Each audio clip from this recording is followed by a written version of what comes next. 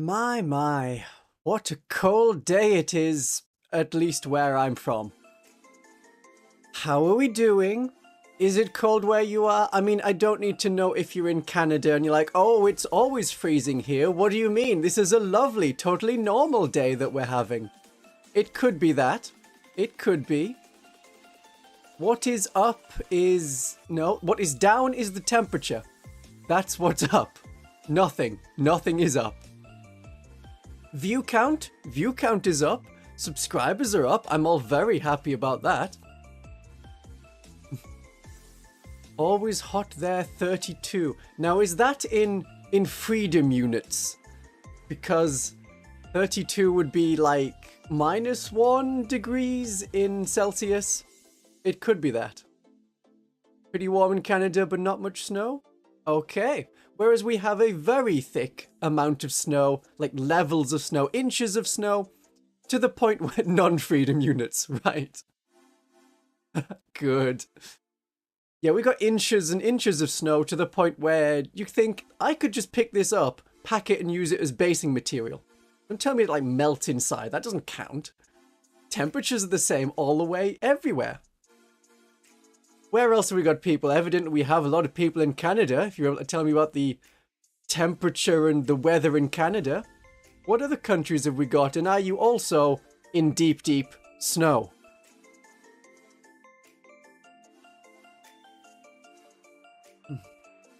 Probably not snow. Snow, ice. Quebec. I recognize that Quebec is in Canada. Good. Ice storm. Totally normal weather in Quebec. Great. Great. See, it's lovely and tropical elsewhere. And I know that in Australia it'd be like, please help. It is burning. United States, Georgia. Don't even know what snow is. Just wet in... Oh, hello, grumpy old badger who has been around playing 40k for a while. It's wet in the Midlands. Elk 21, hello. Hello. Always nice to see you. Ah, see, healthy grey skies. That's what I love to hear about. The wonderful, normal grey that a sky should be. Because when anyone says, oh, the sky is blue today, we're like, it is? What do you mean? That sounds so weird. Show me. I don't believe you. You saw snow once in Greece.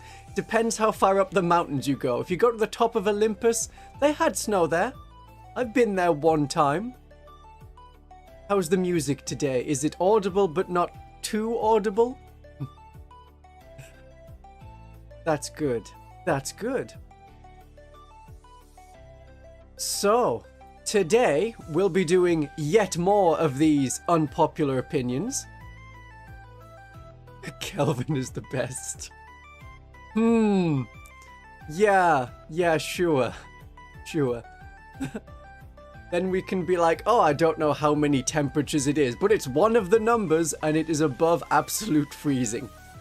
Great. I like Celsius because I know when it's going to freeze for the water on the road, which is a very convenient 0, and you know when you've done the kettle too long if it reaches 100 and everything in the kettle has boiled away to water vapor. But I don't think it's an unpopular opinion that Celsius is good. Creating a temperature scale called George. Good. That is the right choice. That is the right thing to do. Totally new temperature system. We could do with one. You could measure it in Carmians. I don't know. See, it's 50 G all... See, 50 G all year sounds like either an amount of money or something else. You shut up about Erebus. We'll not have any of that. That's not on the list anymore. There was no way I could say Erebus is good. Erebus is just the best at being the worst. He's one of those characters like you love to hate them.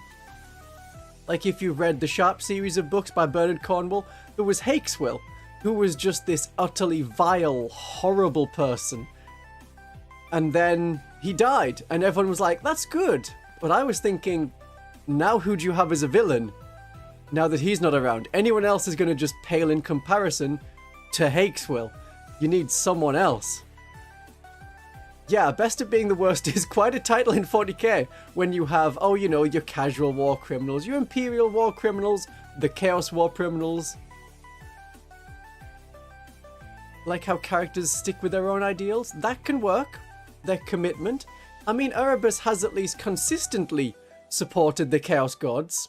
It was the first one to do so as the first heretic. But he's never got rewarded by the Dark Gods. I hope he dies soon. And I hope a battle sister kills him. So, the first one we've got. Let's just have chat slide away. He's not a tank. There's no Erebus level tank. See, it's not a crime if the Drukhari have to do it just to live. That is part of survival. That's just eating. Nothing wrong with that. I want that, I want that, and I want that. Ooh, okay.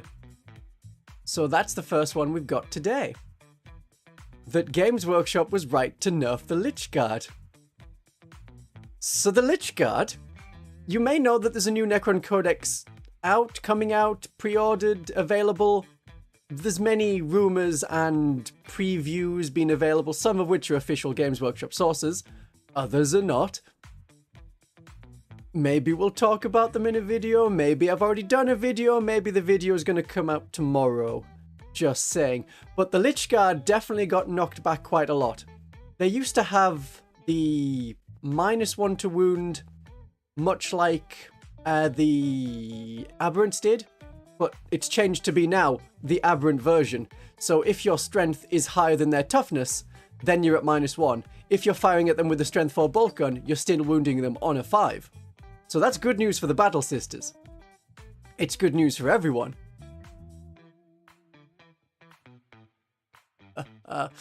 And you can't put... They need to who? Manius Calga? Oh, right, the Manius Calga Death Ball, which is a load of Gravis Marines, plus the new Apothecary in Gravis Armor, plus Manius Calga, plus the Bolt Storm Discipline, and all do it in the Gladius Task Force. They can maybe get nerfed. Space Marines have a variety of tricks at the moment. They're not all equal. Magnus was wrong. Maybe Magnus was right. Maybe that can... I'll just put that in for later. Magnus could go either way. Yep. What else have they done? I had to use handguns on my sister squad last night, and it did more work than the chainsword. Interesting. Good to know. We have a lot of options with the Battle Sisters at the moment, and I'm going to come out with more videos and more ideas of, like, you could do this totally different thing, and it works. Though Battle Sisters have a few units that, like, we need to fix them, they have a lot of options. Most of the units work well. Even Novitiates that are like, they can do a lot of fun stuff, mostly because of their special ability. Which is also like the special ability that the Acolytes have for the Genestealer Cult. That's just good in itself, and it's a thing everyone forgets on top of the sustained hits, the bombs, everything else. Ridge Runner is a great support thing. I don't know if that's controversial. It's probably not controversial that the Ridge Runner is really good. Magnus is not a tank. We just have the Rogel Dawn and the Lehman Russ. Really, Lehman Russ's greatest contribution to the Imperium was becoming a tank. Like a Transformer. Essentially like a Transformer. Yes. What else happened to Lychguard Blob? You can no longer put Cryptex in the Blob. So that's another nerf. So there's not going to be any -1 to hit, or... What did the other Cryptex do? Oh, it's been like weeks since I watched my own video. There's one that's -1 to hit. Is another one? No, they're -1 to wound anyway. Not sure. Feel no pain. That was it. The feel no pain. A 5+ feel no pain. And then you could also add the crypto thralls in that would give them another bit of ablative wounds things. I am not related to that person, and I don't know how to... No clue. No clue. Not related to them. Someone said Malkador is a Primarch, but everyone knows that's a tank. Malkador... He's not a Primarch, he's just a very good Psychic boy. Very good Psychic boy. So, the good thing about the Lychguard being changed up is now that we don't have Necron players that are just putting bricks on the board and then hoping the enemy can just play the game for them. Be like, I'm going to walk one blob to that objective, one blob to that objective, hold my home objective, and that will probably do. And I'll just go outside for a smoke, or a vape, or to drink a cup of tea, depending on your location and preferences. Then you can instead actually play the game as Necrons. That'll be an option from now on. There's more than one vampire. There's so many vampires. I can't just be every single vampire everywhere. That would be absurd. But I think that one's covered.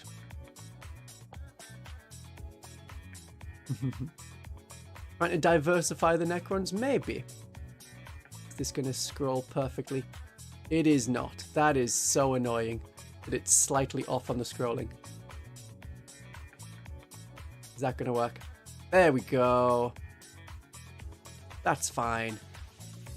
So, Space Marines. Yeah, give them more things, but also take away their most fun things. Yeah, that's kind of maybe what's happened to Necrons. The Destroyers, less good.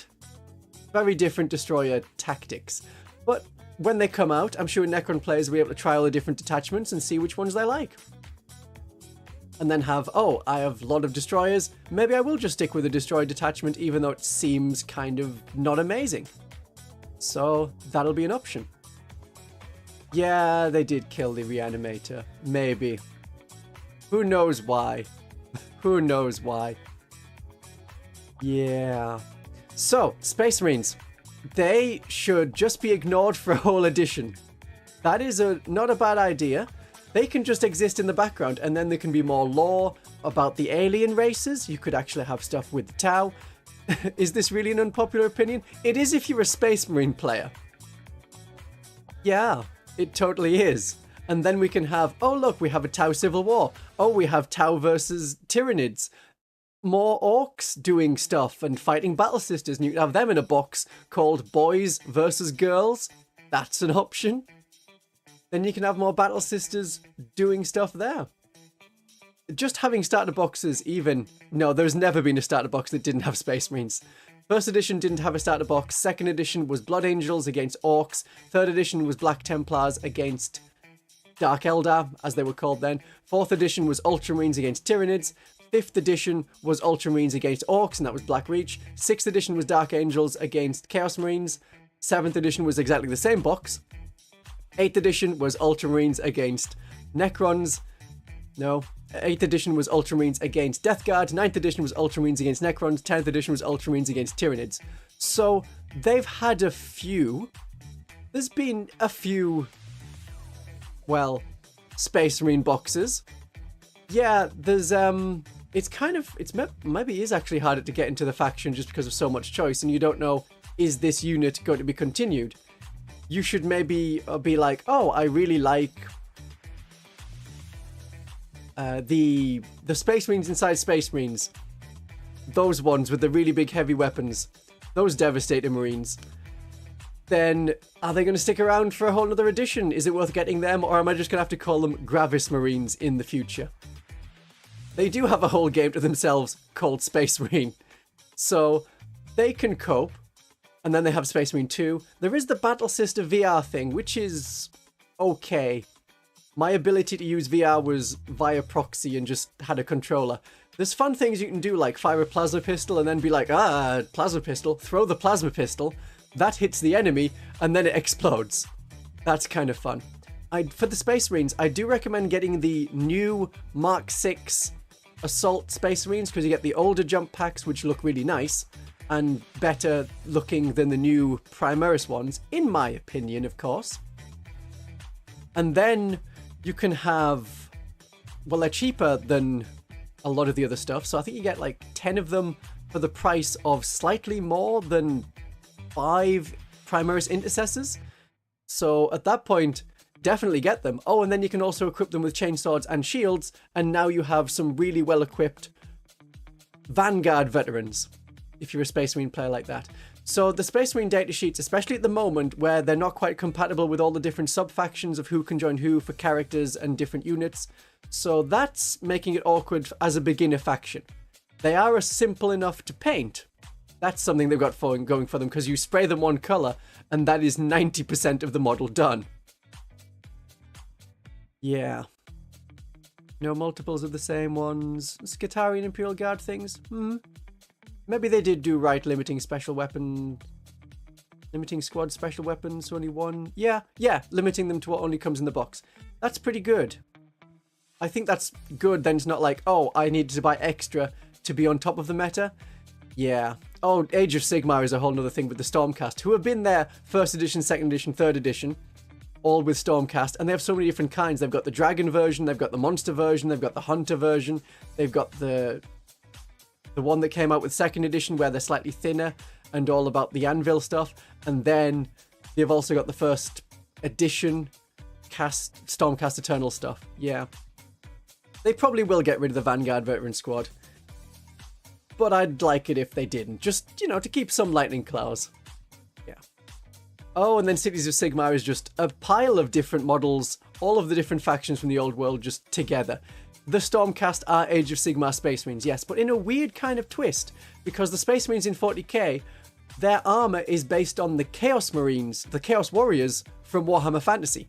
So in a weird kind of loop, you've gone from Warhammer to 40k, then back to Age of Sigmar, which is just Warhammer Fantasy, but a bit more skirmishy and on circular bases. Sigmarines, that's why everyone calls them Sigmarines. And when they came out as a here's a free Sigmarine model, they're very compatible as a home. And now I have a Space Marine captain with a big shield. Yeah, then there's Flesh Eater Courts. Well, Flesh Eater Courts came from the Vampire Count's one unit. Or if you think about it a different way...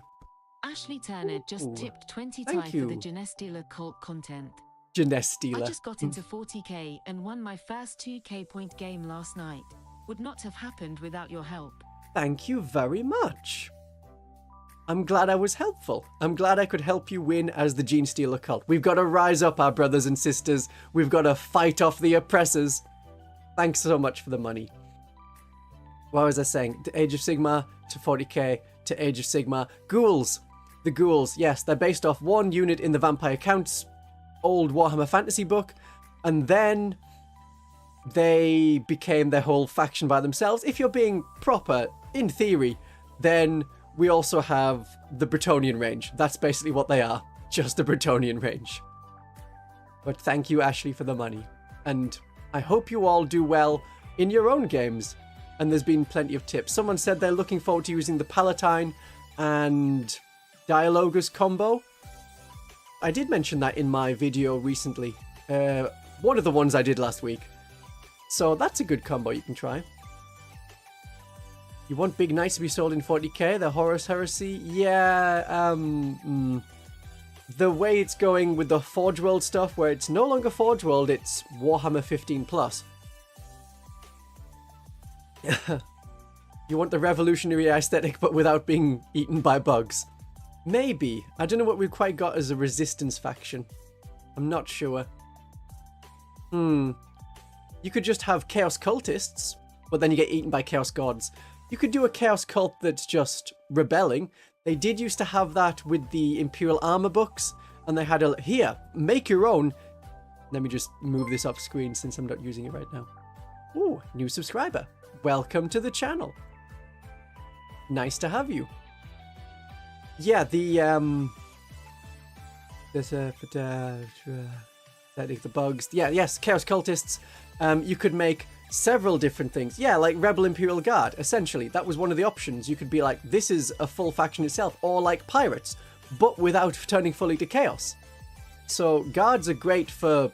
Or PDF should have her own, like, extra thing. If you're defending a planet, you can have a bonus. I would love to see a Guard detachment that is focused around just recruiting as many people as possible, putting them in the PDF to defend the planet. That could be good. Yeah, so that was in 6th edition that we had that book. Now it's sort of gone away. There are a lot of different versions of Chaos Cultists.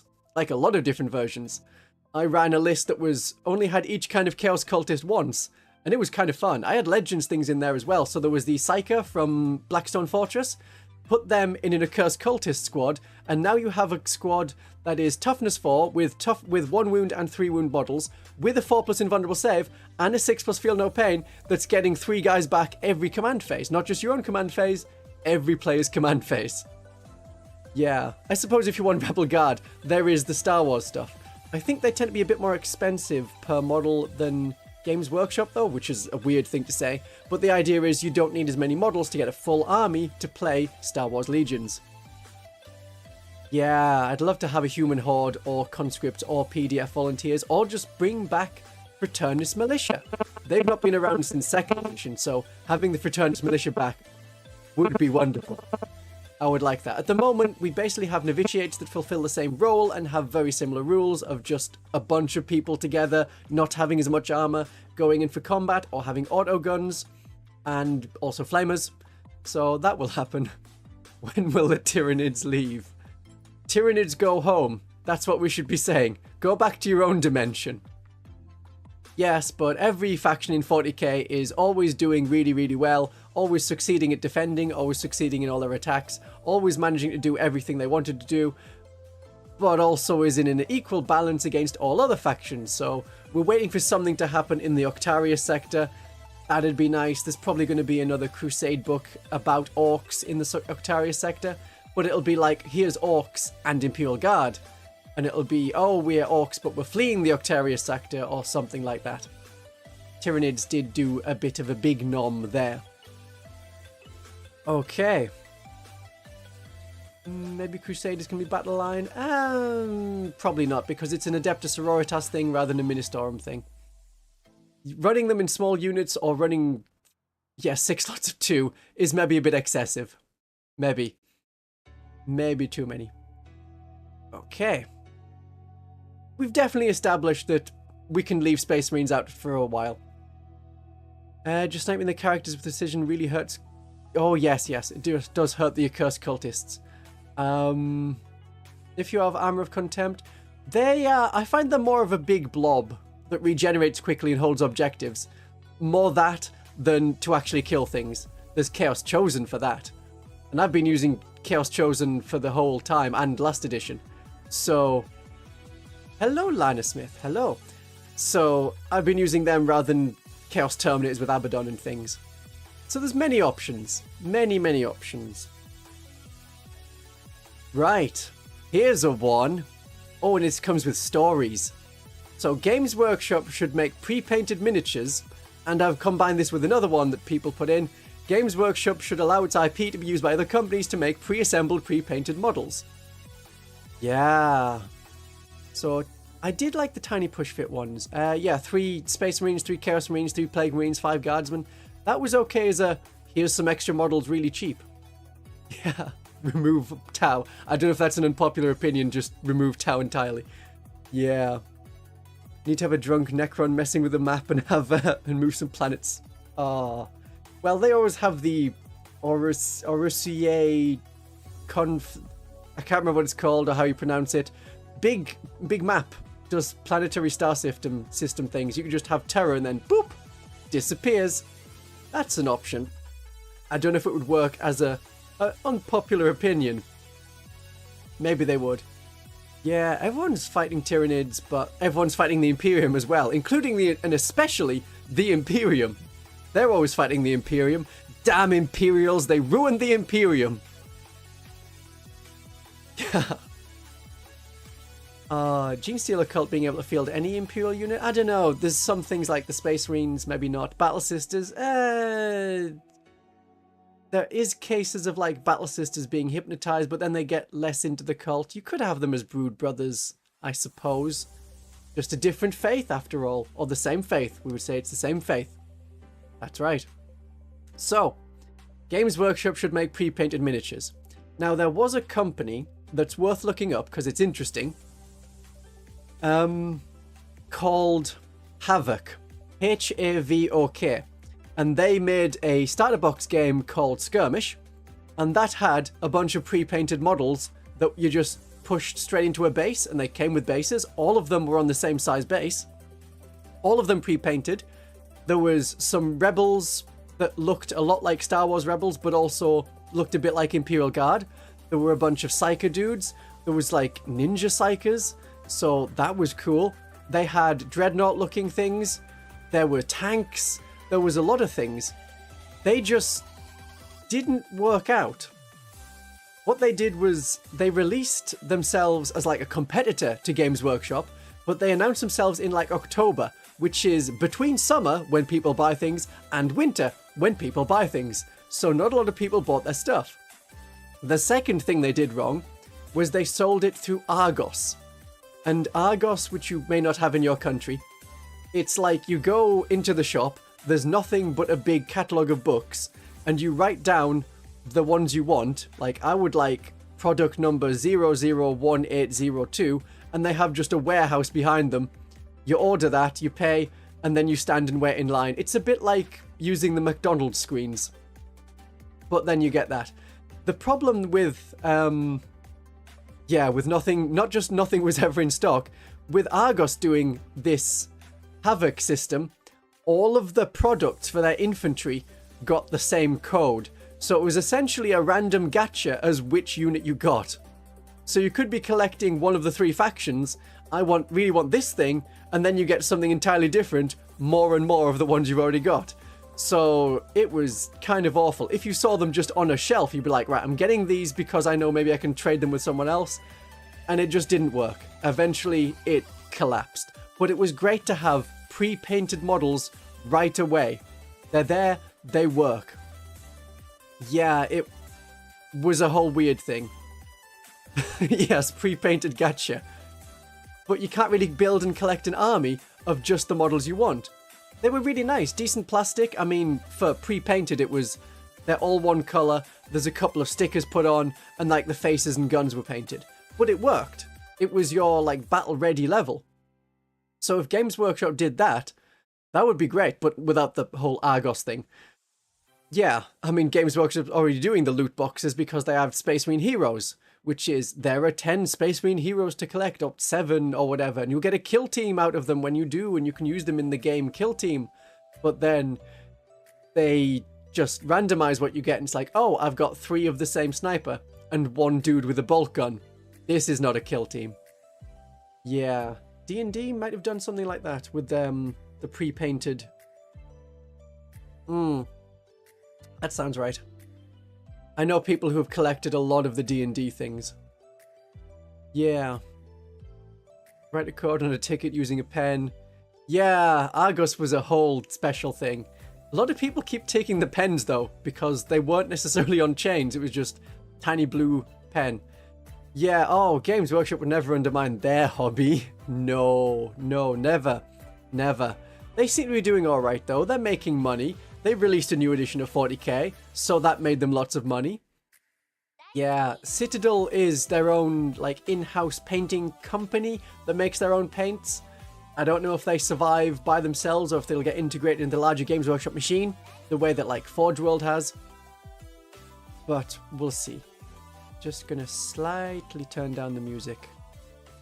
Slightly. It's on a loud song. If Games Workshop was going to use... Oh yeah, Sisters of Battle kill team. That would be fun. You could have actual Sisters of Battle kill teams. Do they have anything in kill team at the moment? The Battle Sisters? Oh yeah, there's Novitiates, of course. That's where they came from. But just having actual Battle Sisters in a mix would be nice. Because having, here's the Seraphim that does scouting stuff. Here's regular Sisters. And then there's the one Repentia that needs to redeem herself in the kill team. That'd be good. Do I play D&D? I've played quite a bit of D&D. At the moment, I'm doing a Call of Cthulhu. We've switched from D&D to do Call of Cthulhu, just to get some hunting mutants and cultists in there. Really fun to do that. Yeah. Is the Compendian Battle Sisters kill team? Was that for previous edition, maybe? I don't know. I haven't quite kept up with kill team, because the newer system where it's like, I move triangle square as a system rather than I move 5 inches. Like, why not? Why not? Wonder what they do for a Genestealer Cult or Tyranid kill team box. Tyranids would probably be, here's your Genestealers. Make sure you get one of every kind of face. They do different things. Genestealer Cult kill team would be, here's some neophytes, maybe with an upgrade sprue. And that would be it. Vallejo paints are good. Yeah, you have family in Spain and they have a big source there, so they just get a list. Oh, Vallejo sucks online? Yeah. I think Vallejo paints are quite good, though. I have quite a few Vallejo paints. Yeah. If I had to choose between Battle Sisters or Genestealer Cult, which would you pick? I don't know. I would never want to pick. I have noticed that the views on my Battle Sister videos are like 400 more than the views on the Genestealer Cult, so thinking as a building up, it would be sisters, but I like both. I really like both. I can't just choose wisely. Both is always an option. Both is good. Yeah. They need a third battle line type. Ooh, I don't know. I mean, for Genestealer Cult, if you were just splitting them up, it would be your 4 generations could become 4 generational units. I mean, the Metamorphs could just be first generation. You could just be like, here, this is the rules for a first generation hybrid. You don't have the proper appendages to effectively use a gun. So have your weird claws and your knives and, a pistol. Go with that. Then second generation, the ones with the bombs and the mining weapons.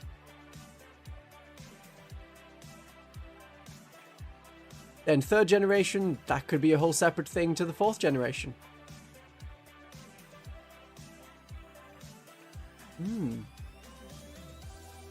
Is there actually any use for the battleline keyword? Well, what it does is just mean that you can have 6 of the unit in your army rather than 3. So it means that if you want to have just the core of the army, you're not penalized for that. Yeah, and then you can also take transports, the dedicated transports, up to 6 of them as long as you've got squads to go in them, which is usually matching. So if you want a whole Space Marine demi company of tactical squads with rhinos, that works. So, did we also mention, was it horror? The Clicks. What were they called? Where they've done other people's IP, but as a pre-painted model. Heroclix? It might be called Heroclix. Yes, Heroclix. With an X. I have a lot of the Horrorclix models, which is their offshoot. I think it was just a branded thing. So having alien models, having predator models, I really like the aliens. They were quite cool. And then there was games you could play where it's aliens versus predators, but not really. You have to see who can kill the most humans. And then you have to take them back as trophies or take them back to get into, the whole cycle of creating aliens. Fun alien games, yes. Roommate in university used to buy and sell them individually. That can be a whole thing. There's quite a few things. So Games Workshop's also been selling their IP for books. They've been selling it for the games, like the Space Marine games. They've done a lot of things with THX, that gaming company, the one that did Fire Warrior in 2003. Yeah. Dungeon Clicks. Oh, that's another offshoot, yeah. Angry Shoeboxes is the name of his army list. Just having berserkers in rhinos. That works. That's one of the main ways to play the World Eaters at the moment. Yeah, got to keep them safe. Any thoughts on what Redacted Codex will be? The general consensus seems to be it's probably going to be the Emperor's Children. Probably. They've had a lot of their stuff out. They've been like, oh, we're almost ready. Some of it's done. Some of it's got repurposed. Eventually, it'll be put out. That's generally what it's expected to be. I don't think it would be a redacted of, hey, it's one of the ones we've already got. I don't know if there's anything else where it's like, oh, these absolutely need their own separate codex. You could try and do a Kroot-only codex, but I think they're better off with Tau. That would be like taking the one ghoul squad from Vampire Counts and turning it into its own faction. It's good luck, but it's going to be a smaller range than Votan. And I can't think there's anything else from 2nd edition. They do love their 2nd edition revival stuff with the whole Tyranids that look a lot like the Tyranids from 2nd edition. Things like that. So I don't think there's any other armies they haven't done. Just more Zotes. Nah, they won't do more Zotes. I think they're happy with the one Zote they've got. They could try and do Dark Mechanicus, and people who like Dark Mechanicus have been like, oh, ho, ho, ho, Dark Mechanicus. But I think probably no. Or, oh, Traitor Guard, but again, I think no. They'll be fine as just here's your kill team, here's your Blackstone Fortress. Yeah, that's the extent of it. We're just adding a bit to the Chaos Space Marines so that they can be Firstborn Marines plus also Imperial Guard traitors. Things like that. Yeah. I think we're generally agreed then that Games Workshop should allow more stuff, and pre-painted things are a good idea. Chaos Sisters, never. Never Chaos Sisters. We have some very beautiful looking ones in the Discord, but perhaps not. So this next one, this is the one from the trailer. Did you see I did a trailer? I did do a trailer. More female factions in 40k. I don't know if you need more female-only factions. That is kind of their gimmick. Whereas with the Space Marines being a male-only, but then you have various kinds of Space Marines, including Traitor Space Marines and Psychic Space Marines. Yeah. All-female guard could just be a, this is how one regiment runs. And they'd call themselves the Amazonians or something. There was mention of that with the... Oh, this is going way back to like 2004. 2003, 2002? Yeah. The 13th Last Chances, it was like, oh yeah, here's this one female guardsman from the Amazonians, an all-warrior women regiment. So they exist in the lore. I don't think they need their own models more than they've already got. Female Necron, when? There already are female Necrons, just none of them are changing their necrodermis to emphasize secondary characteristics. Yeah, she was a Xena parody. Yeah. So there's lots of... oh no, well, oh no, not 3D printing weird Necron things. So there's a couple of Necrons that have been like, yeah, I'm female, I have these feminine titles, along with the many, many other titles that the Necron overlords have. Yeah, Tyranids are all female. I suppose if you're thinking like the Norn Queens and the higher ups, yeah, and then the drones without any kind of sex. Yeah.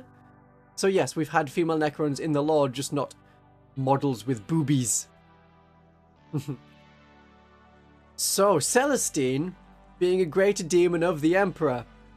Well, the Emperor is very much a warp entity, or has a very big presence in the warp.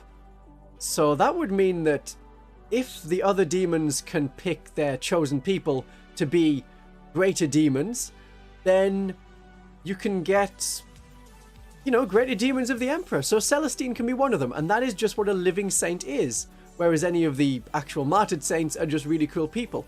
If you go even deeper into that, then I suppose the Heralds are actually characters like Canonesses, and a level lower than that, then the Battle Sisters themselves are like demons because they draw their power from the Emperor, not from the Warp. So, yeah, maybe more of a demon prince. Could be that Celestine is like a demon prince, but she keeps regenerating and coming back the way that demons do with their essence. The number of times Angron's been knocked out is getting silly at this point. But yeah, they can regenerate in the warp. Celestine can regenerate in the warp. She had her own book, which was very cool, where it went through the journey of how she comes back, where she has to go on a certain set of trials over and over again to get back to fighting and regenerate and resurrection. So every time you're rolling that dice for a regeneration, and you roll a 2+, there's a whole arc that she's been on. Many, many chapters. Yeah. So there's a whole book thing. I think it was called Celestine. I think it was called Celestine the Living Saint. Something like that. Yeah. The Emperor's plan all along was to die and become part of the warp. Ooh. Maybe. Maybe it is. There's certainly a group in the Inquisition that thinks along those lines, that the Golden Throne is preventing the Emperor from fully regenerating. So they're like, hey, if you could, like, not make the Golden Throne work anymore, if you could, oh, I don't know, just kill the Emperor, that'd be perfect. Yeah, so Chaos Sisters are real. They're just Battle Sisters getting their magical faith powers through the Emperor, through the warp. It works. It absolutely works. Celestine is a keeper of... Ooh, maybe not that specific demon. Maybe more one of rage, inspiration, the Carbander of the sisters. It could be like that. I don't know what then Junith Arutia would be, or what Ephriel Stern would be. That's probably more Khorne. She hates... No, she's got like the not psychic powers that come out of her eyes. That could be more of a Tzeentch thing. But we're not like that, because the Emperor is his own thing. Absolutely. So that can work. That can work. we'll move to the next one. Is Big E the 5th Chaos God? Well, there was Malal in the Rogue Trader, like first edition of 40k.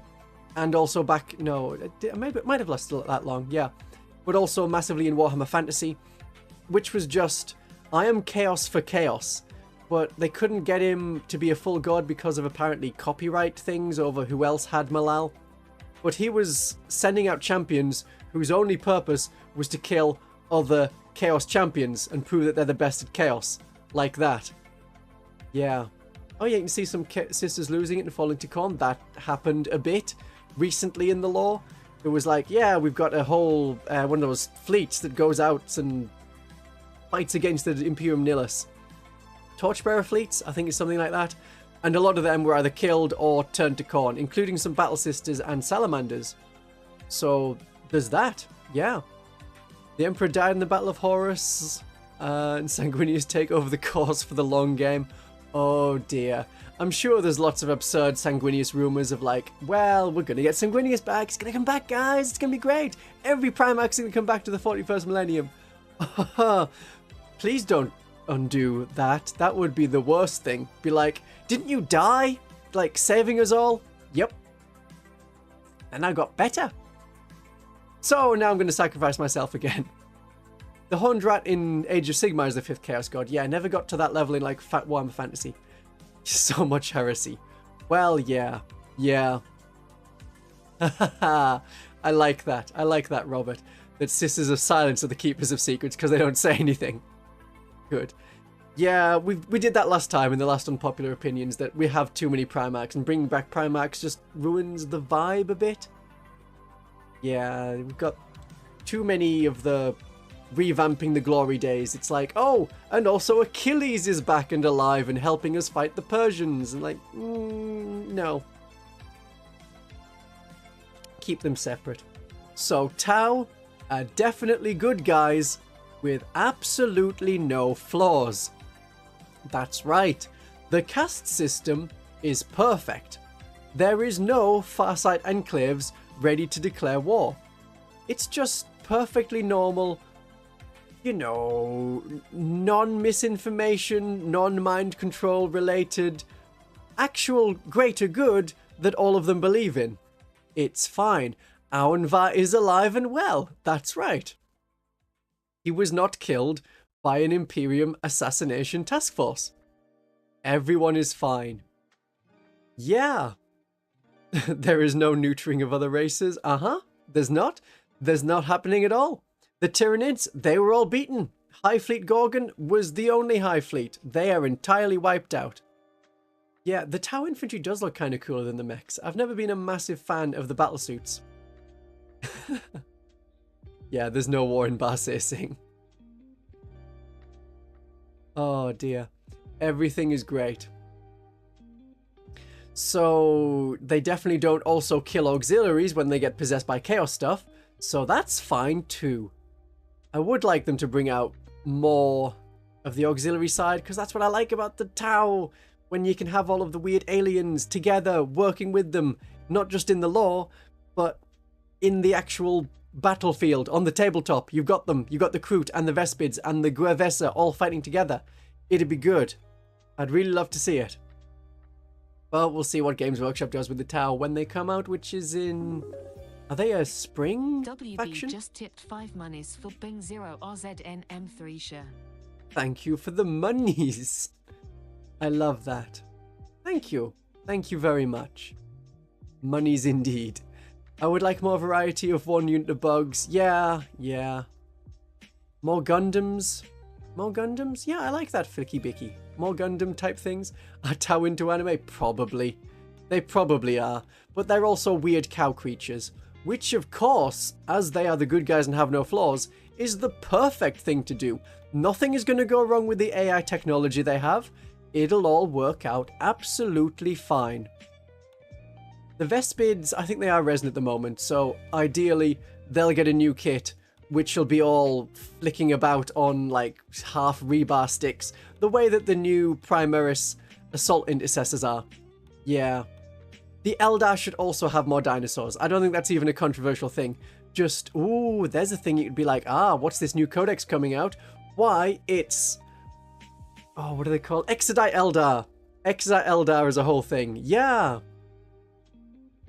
So that'll work. You could then have the dinosaurs and stuff, just take from the Lizardman range, put elves with spears on top of them. It'll work. Wasn't there a joke that the Tau have animated propaganda cartoons? Yeah, probably. Absolutely. Yeah, Seraphon stuff. Seraphon, Lizardmen, same things. Absolutely. So that can work. You just swap them. Maybe you'll have to swap the legs as well, otherwise you'll have like weird scaly Eldar, which I don't think was quite compatible with how the Eldar normally are. Didn't like Space Elves, but I'd buy dinosaur riding Space Elves. I think a lot of people would. And then if you really like the Tyranids, you'd be like, I'll have these as a Tyranid creature. So that could be cool. What has Ynir done? Well, the Exodites finally decided to fight back. Something like that. And they just go on piracy groupings. Yeah, or more pirates. Bring back the Corsairs. They had their whole thing in Imperial Armor. Imperial Armor was such a good thing. Whereas like, here's this minor sub-faction. Here's some rules for them. Yeah, you can use them in main 40k. They're not going to be as supported. But yeah, it works. So doing that, just bring back the Imperial Armor books would be good. It's like, here's a load of fluff. Here's a brand new army. Here's feral orcs by themselves without them being weird, still kind of techie, but hunting tanks on squigs. Yeah. You could absolutely kit bash, the Shining Spears with the cold ones. Get some new Exodite. That'd be great. Drukhari Witches riding beasts. Yeah. Yeah, Dino Riders. A lot of things. A lot of things could work there. But the Tau are flawless. There's definitely a few things that need changing up with the Drukhari range. Yeah. They did get a lot of resin stuff. When they got revamped in like 2012, that was the time the resin was all coming into effect. It was a shame. Yeah, the core troop models are nice, but they have the same thing with the Battle Sisters, where the models' shoulder pads are two halves of a shoulder pad, and then you've got to glue them together to make a full shoulder pad, and it doesn't quite work. Space Marines seem to be the only ones that have proper shoulder pads that just attach on top. But you've got like, they're more like spike things that stick out to the side rather than shoulder pads in themselves. But they're alright. They're alright. So a pile of shame is a fixed asset, and actually, it's an investment. Wouldn't you hate it that in the future, after you've bought all these boxes and things, you're like, oh, I've built them all, so I guess my army is done. I guess I have nothing else to paint. I guess I'll just throw my paintbrushes away. That would be terrible. So you have to get a pile of shame going, and then you always have something new to go to. And you won't ever abandon any of your projects and skip onto another one. That won't happen. You won't have a bunch of Battle Sisters lying there next to some Genestealer Cult like a Kelemorph that you haven't built. And then have a Hive Tyrant. No. No, and some accursed cultists are also not on your desk. None of that. It's a good thing. You have them there so you can build them up in future. Yeah, you feel attacked. No, I'm really just attacking myself. Yeah, they're gonna be there. I'll get to them.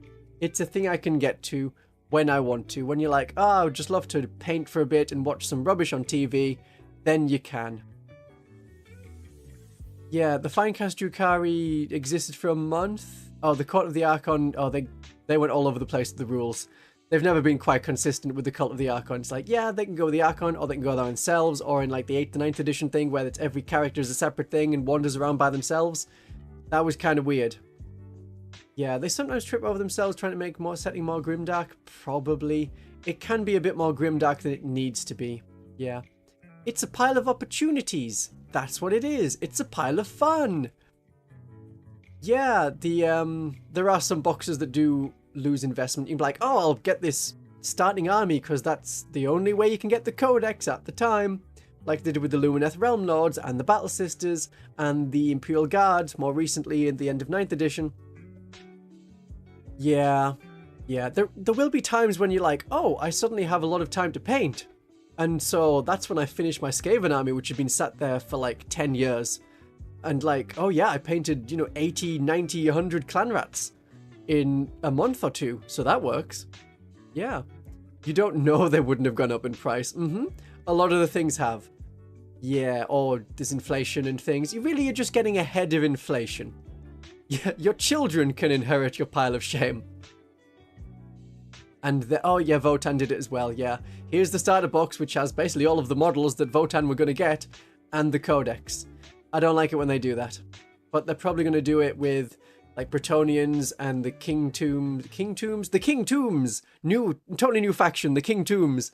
Tomb Kings, when they come out for Warhammer Fantasy by themselves. A lot of people want it because it's the outdated codex, outdated data cards, yeah. And the models, they're push fit. And they're monopose. Yeah. Oh, well. We're able to pass on a whole project rather than just passing on some heirlooms. Absolutely. Yeah. Oh, the Hero Quest. You're doing your Hero Quest stuff. Excellent, Ryan. Hero Quest, so much fun. Gotta clean the mold lines on it. I mean, I don't mind mold lines too much. I just paint over them usually, unless they're really glaring. And the furniture, oh, is that the new stuff? Because the older Hero Quest that came out in like 1992, that all had like colourful terrain that came pre-done, so you just had to put it together. What you could do is take the coffin, that tomb thing from Hero Quest, put 6 Battle Sisters around it, and there you go. There's a triumph, right there by itself. Yeah. You adopt a tortoise, and then so do your grandchildren. Absolutely. Okay, we have well established that a pile of shame is a good thing. Yeah. What's our next one? There should be more Titans for non-imperial factions. There probably should be. Because Titans... Well, we only have the 3 really big Titans. I mean, it's close if you're including Knights as well. That's quite a few things that the Imperials have got. Whereas for the Tyranids, you've got the Hydrule is big, but not a Titan. You've got the Bio-Titan, which is a Titan. Don't know what other kinds of Titans you would have. The Tau should probably have a Titan battlesuit. I don't think they do at the moment. They just have kind of big ones. Yeah, just paint a thin line over the mold line. That can work. Get a Tyranid battle force. Get all the things. Get them now. I'm sure in the next week I'll be recommending some box or other. It's like, buy this as soon as you can. That would be great. Tesseract Vault, but even bigger. The Sisters do need super heavies. Yeah, rather than Titans, think super heavies. Because otherwise, we only have, what, super heavies for Imperial Guard. We have quite a few of them. We've got... Well, that's about it. We've got the old Space Marine ones, but they're getting phased out or being sent to Legends or are going to be just 30k. The Tau do have the Manta. The Manta is huge. It's a really big thing. 60 wounds, you can try. Yeah, so that works. That works. Edge highlight the mold lines. Yeah, really emphasize those mold lines. Yeah, like the art I had on one of the videos like a month back. Then you could have a tank that's underneath a cathedral. You got to think of it like that. You see, we're not making a tank worse by putting a church on top of it. We are improving a church by making it mobile and having a tank cannon. That's what we're doing. Mobile faith. The Exorcist has a whole aura of like leadership and stuff, so that's cool. They can do that. But some kind of Battle Sisters tank would be nice. Give the Genestealer Cult a giant excavation machine? Maybe. Maybe something that can come up from under the Titans. Titans are needed for more factions. I would say they're needed for more factions. So, this is good. You don't know you just started Sisters. Maybe. Maybe we could just have some of them. Or we could have drop cathedrals. So I think we could have different levels of cathedral. So... And maybe I'll just ping the Discord and be like, it's back, it's working, we didn't die. Because otherwise, like, so much of the audience would just disappear. Yeah, we can have drop cathedrals. We're back. We're back. We're absolutely back. Yeah. Okay. So, drop cathedrals. Drop cathedrals can absolutely work. We can have 3 levels. So we can have a drop chapel, a drop church, and then a drop cathedral. And all of these can work for different levels for, like, what we need. Shrine grenades, a shrine that just fires holy missiles, like an exorcist. You could just have the front of a church comes in its own little drop pod. So it's like the exorcist, but without the tank, you just drop it from orbit. Yeah, that'll work. I like that. I like that. Did we lose a couple of things?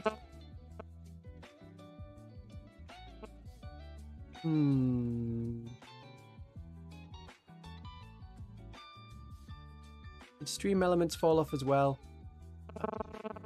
There, we're getting back. They should come back. Okay.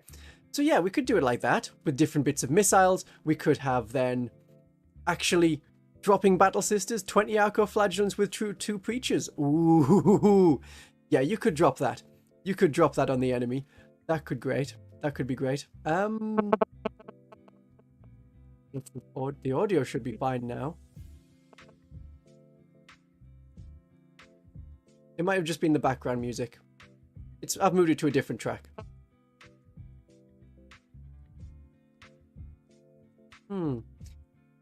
Oh, I do so hate the connection problems. It's a shame, but I do so hate the they occasionally happen. It's a shame, but I do so hate the Stop putting the phone next to the modem. I don't know what it was. I don't know. Are we back to normal sounding? It should be. It seems to be. Yeah, I tried hitting it with a hammer, but I had to use the side of the hammer because someone told me to, so then it worked. How many points for a drop cathedral? I don't know, 90 points? So it's more than a rhino, because the rhino has to be on the table, but the rhino can shoot. And then it can come down and, like, here's your sisters. So probably about a similar level of points as to what the Space Marines have at the moment. If I try popping up the Space Marine index, the points, the core points. Space Marines, where are they? They call them Space Marines? They do call them Space Marines. Space Marines. Drop pods.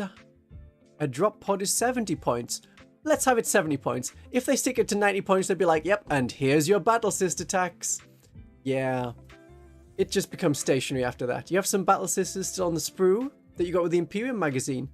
The death of Bolt of Flame and Melter. Maybe. Deadly Demise 3d6. It just fires missiles in all directions. That could work. Yeah, I think we'd go with that.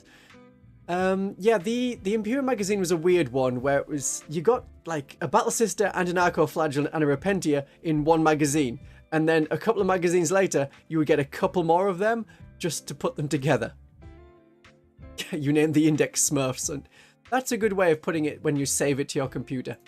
There are so many different versions though. It's like, I need all this ones, and if I'm going to talk about something that like it was in the past at the start of 10th edition, then I've got to name it something else. So I've got like index version 2 final very final and things like that, because they're going to keep updating the indexes. Like they're like, oh yeah, we did finally fix that a month after the September balance patch, then we'll get them. Yeah, speaking of what sister players want, what do sisters players want? It's just drop cathedrals. So we could do with them, and some snipers. And I know there's like discussion of, oh, maybe we do some bikers, maybe we do some on horses, but I think we're okay with our fast attack being Seraphim. That's just how it has been. You reckon Hallowed Match should be +1 to wound at half strength, not below it? Or we could switch them round.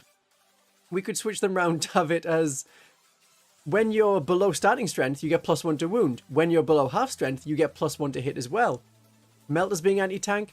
Yep, it's all coming out. All of the same things that we want to see. Ally a Baneblade? Oh, you can't do proper allies at the moment with the way the faction keywords work. I would like a sniper flamethrower. There was that Simpsons episode where Bart was like a sniper and executing Krusty with a flamethrower sniper. That was fun. Yeah, anti-tank suicide sisters. Maybe not. That's a very Genestealer Cult thing, though. I liked it in 9th edition where you had, for a stratagem, you could throw demolition charges and blasting charges at point-blank range. Just, you might explode as well, if you rolled any ones. Yeah, but it was fun to be like, oh, I'm just gonna hug a dreadnought now. Yeah. Oh, I give the melter bonus to the strength as well as half the range. There's a lot of different ways to do it. Repentia with rocket hammers. Those are just orc tank busters. Have you not seen the orc tank busters? It's them, but being like a girl in a bodysuit. You missed the war gear and the true points? I know. Yeah, it's definitely an ongoing issue with the war gear. Well, I'll have to talk about that a bit more soon. Definitely soon. Repentia with stackable attack mode? Yeah. Or does Overwatch in shooting phase make melters less usable? It kind of does, because then you're only hitting on a 6. Unless you're using like a Dialogus or Miracle Dice anyway, that can work then. A heavy hazardous melter variant. Maybe you will become a martyr, but it's going to be a very big boom. We have an even bigger multi-melter? Why did no one tell me? Yeah, oh, was it 3rd edition with the customizable bugs? That was a lot of fun, definitely. But the way Games Workshop's doing it with the, oh yeah, we need this to be tournament compatible because they get a lot of advertising, I suppose, for the tournament stuff. Then they want to make it so, yeah, everyone has the same things and it's all about that. 4th, not 3rd? Maybe. No, I think it was in 3rd edition. It feels 3rd edition. I have the 3rd edition codex. Maybe it also had it in 4th. Maybe. Melter bombs on Repentia. That could work. I could be behind that, yeah. Artisan multi-melter with, what, 1 extra damage. But yes, having a special battle sister version of a multi-melter or melter gun. I like that idea. That could work. There was also another idea I had. Oh, was it something to do with Repentia? Oh yeah. Oh yeah. How about if we had Repentia that were able to be joined by characters? Just saying that might be a nice idea. Then it isn't just, yeah, you probably want Arcoflagellants over Repentia. Not necessarily. Did a video on it about Repentia compared to Arcoflagellants, but maybe you do just want to stick with Repentia. You have the new Celestine, but the Gemini superior broken off the base, can't be fixed. Maybe just have to have them on like foot and get rid of the flowy cloak, or have them balancing on a precarious piece of broken up sprue. That's an option. Preacher Repentia? Yeah, even Confessor Repentia. Or Missionary Repentia. That would be good. Artificer Multi-Melter is just +1 strength? I can get behind that. That's... Ryan, you may be taking it a bit far that all of the Imperium should be able to just explode. They did do that with demo charges when the Imperial Guard had the special weapon teams. It was just, I throw a satchel, kaboom. Yeah. You've got a lot of orcs now. Got to get a full set of orcs. As long as it's fun. It doesn't matter if it's competitive, as long as you can have fun and not get stomped. Yeah, Palatine, Junith leading... Ooh, yeah, Junith leading the Seraphim and Zephyrim. I can see that. Different movement speeds, and one is a very slow plinth, so dropping that from the sky, that's an interesting thought. Maybe not. She doesn't really have anything to go with it. Maybe what they'll do for a new Sisters unit is Celestians, but all on their own tiny platforms flying along. And it'll just be stupid things like that. And with underslung guns, and they're just praying. Oh, I could see it happening. I could see it happening. Yeah, if she was with some Seraphim, you couldn't fit her in a rhino. Oh, dear. That could work. I love that. I'll have to put that as an idea. Maybe I should have done it in the Mechanized Sisters. You know, Junith, you need to have her with Battle Sisters in a rhino. But I was going more for just keep it pretty standard Mechanized stuff. And she's maybe better out on her own, because if she's on the tabletop, then she can generate command points. And do Overwatch. So that way it might be better. Yeah. 2 movement modes? Maybe. Although they also have other units that are like, here's the movement 5 models attached to a movement 6 unit. But we'll move to the next one. You see, I got this one both ways. where someone said, the female Space Marines are a really good idea, and someone else was like, the female Space Marines are a really bad idea. I don't know how both of these can be unpopular opinions. But, yeah, attach Junith to the Rhino like a trailer. I think that Junith just hovers above it. That could work. But they'd have to give a deep strike. Yeah, I don't think it would quite work. So it works with her being in a Rhino, absolutely. Everyone can imagine that. Just drops on top like a turret, and then can fire the flamers out. That's just how she works. Yeah. So we know we have Battle Sisters, which are females in power armor. Their whole thing is being female. That's how it was being in the lore since, well, 2nd edition, when Battle Sisters came out for a very brief time and then not really supported at all until 9th edition, 8th edition, until 8th edition. Yeah. Yeah. Both are opinions that are unpopular because no one likes Space Marines. Oh dear. Yeah. The reason female Space Marines don't exist is because the Emperor would know people would like... That was part of what they did. The very first Space Marine to come out was a female Space Marine in metal. So if you're being lore accurate to the tabletop, then female Space Marines very much do exist. And in 1st edition, there were lots of pictures, well, at least 2 pictures of female Space Marines. But then they did it a bit with the Cathedrals. They found that, yeah, it's a bit odd to have incredibly muscular women, which was a style of the 80s.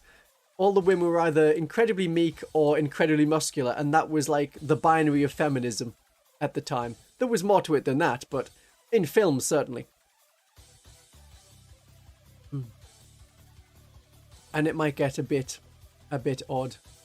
Yeah, there's I don't know what else. You would then lose the extreme machoism that the Space Marines do, and the whole Brothers Lodges thing being a part of the problem of why they collapsed. Yeah, the Ram Babes of Catachan, that works. They have one model, which is a sergeant, which was like a mail order only thing, and she's carrying a bolt gun and has a bionic leg. So, muscular women, okay, we like the idea of muscular women, but do we also like them in fully enclosed power armor, or do we like them with tank tops, carrying big chainswords, and cutting apart monsters as they do with the Catachans? Maybe that one. Maybe that one. So, just yes. Yes is the answer.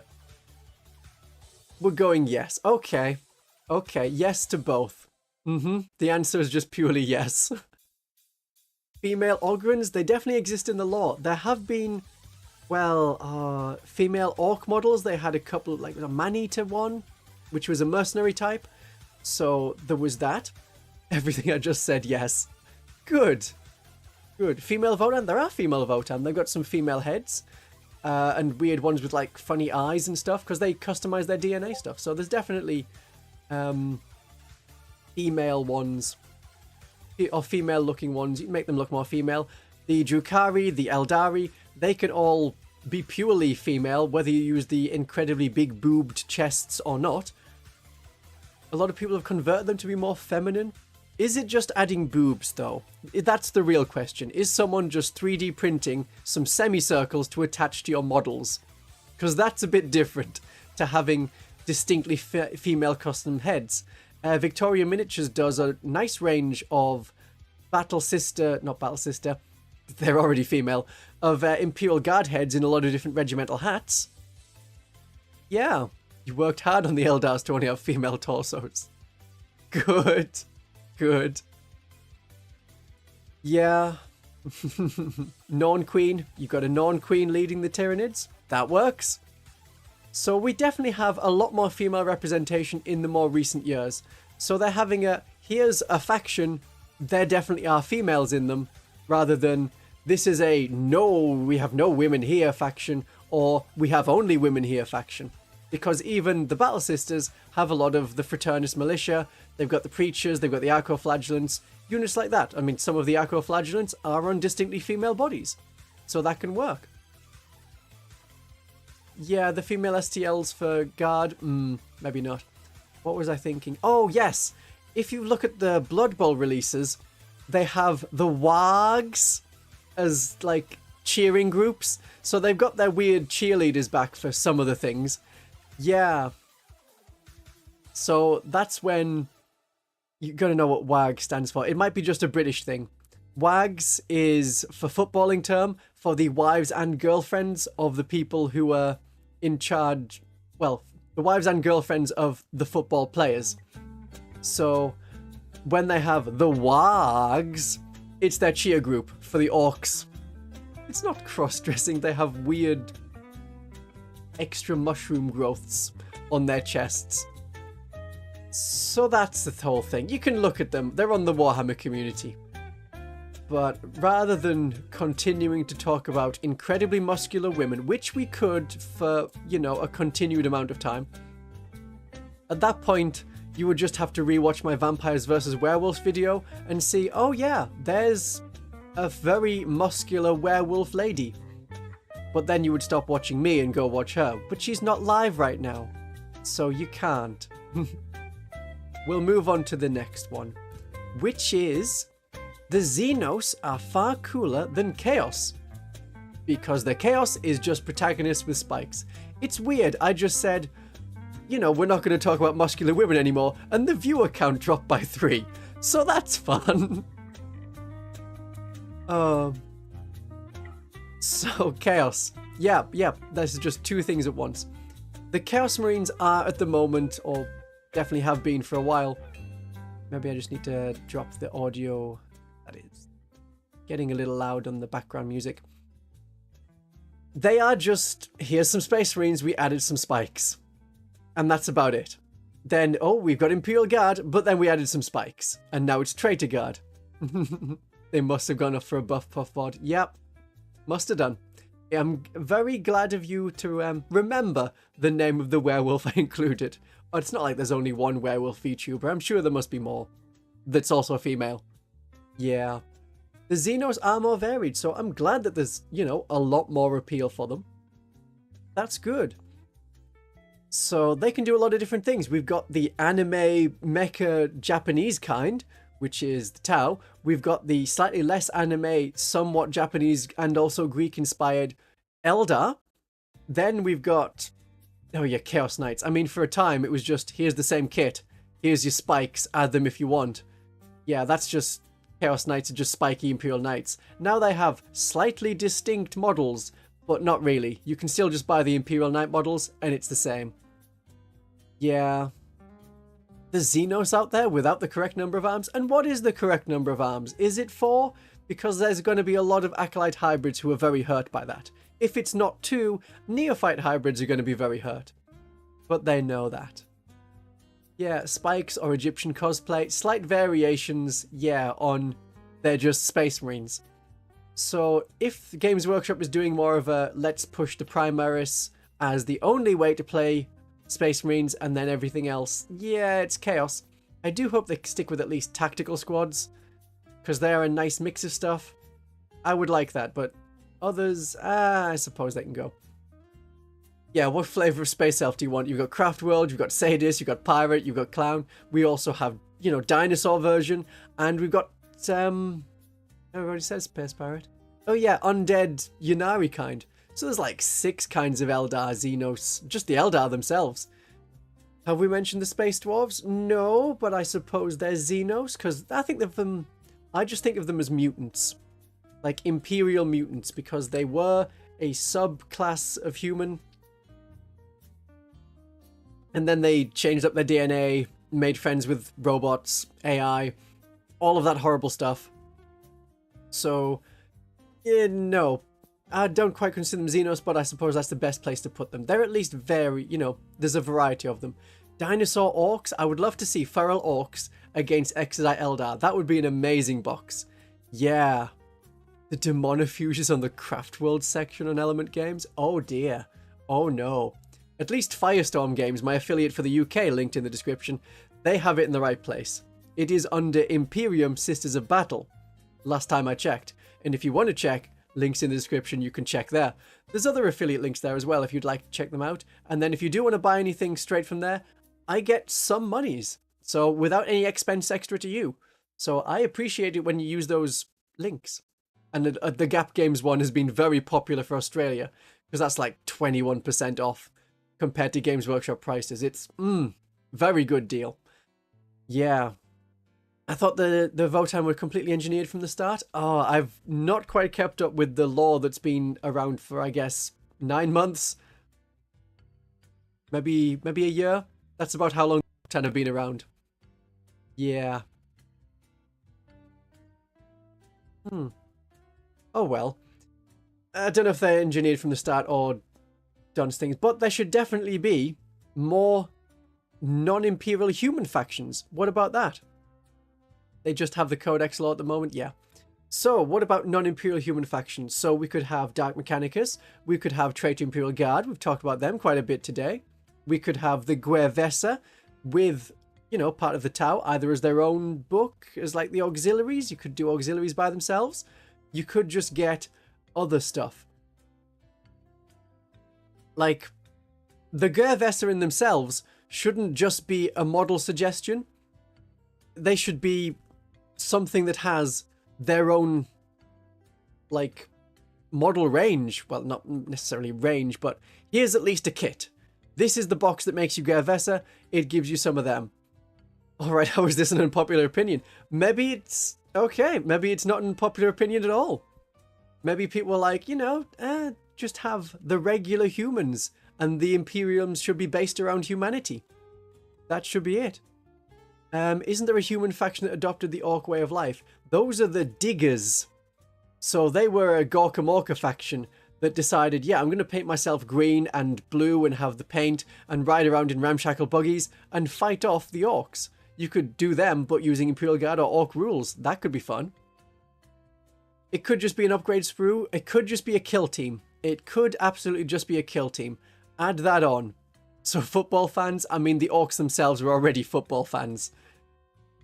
But yeah, I could see the Guervesa as a very nice upgrade sprue for kill team. That could work. That could work. Yeah. Imperial Rome aesthetic? I don't know what kind of other aesthetics they could be. The one that suddenly came to my mind was like gangsters. But we already have that in Necromunda, and I don't know why you'd want a non-imperial offshoot. It could be like a pocket thing of like, oh yeah, these haven't been refound since the reconquest of the galaxy that the Emperor's done with all the Space Marines and going out in the Great Crusade, and Macarius didn't find them, and they're still there. Yeah, feral worlds, absolutely. They can just be there by themselves.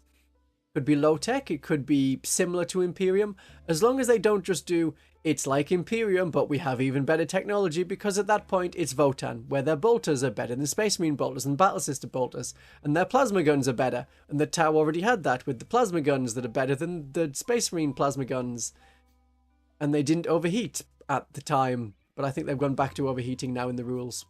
So they're hazardous again, because I know you can drop a load of battlesuits in, and then the battlesuits explode after shooting.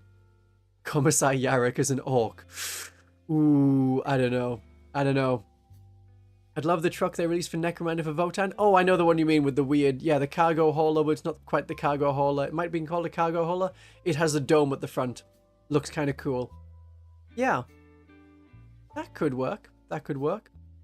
So, it's apparently not an unpopular opinion at all that there should be non-imperial human factions and that the Guervesa should get more. What about having 40k faction equivalents of like the Wood Elves, Lizardmen, Ogres and Vampire counts? So we've mentioned a lot about the Wood Elves, who are the Exodites. They're just Exodites pulled over. Yeah, he's got that canonical bromance with Gaskull. Oh no, what's with all the shipping in 40k? It's so weird. Space Skaven. I mean, Genestealer Cult basically are Space Skaven. They live underground, they rise up, they have weird weaponry that isn't quite safe, but they do it. They throw hordes of people, you know, at the enemy. They have leaders that they want to protect. It's Skaven. They are just Skaven. Kit Basher Commissar to be Yarrick and running as a war boss. Pastor, that is heresy.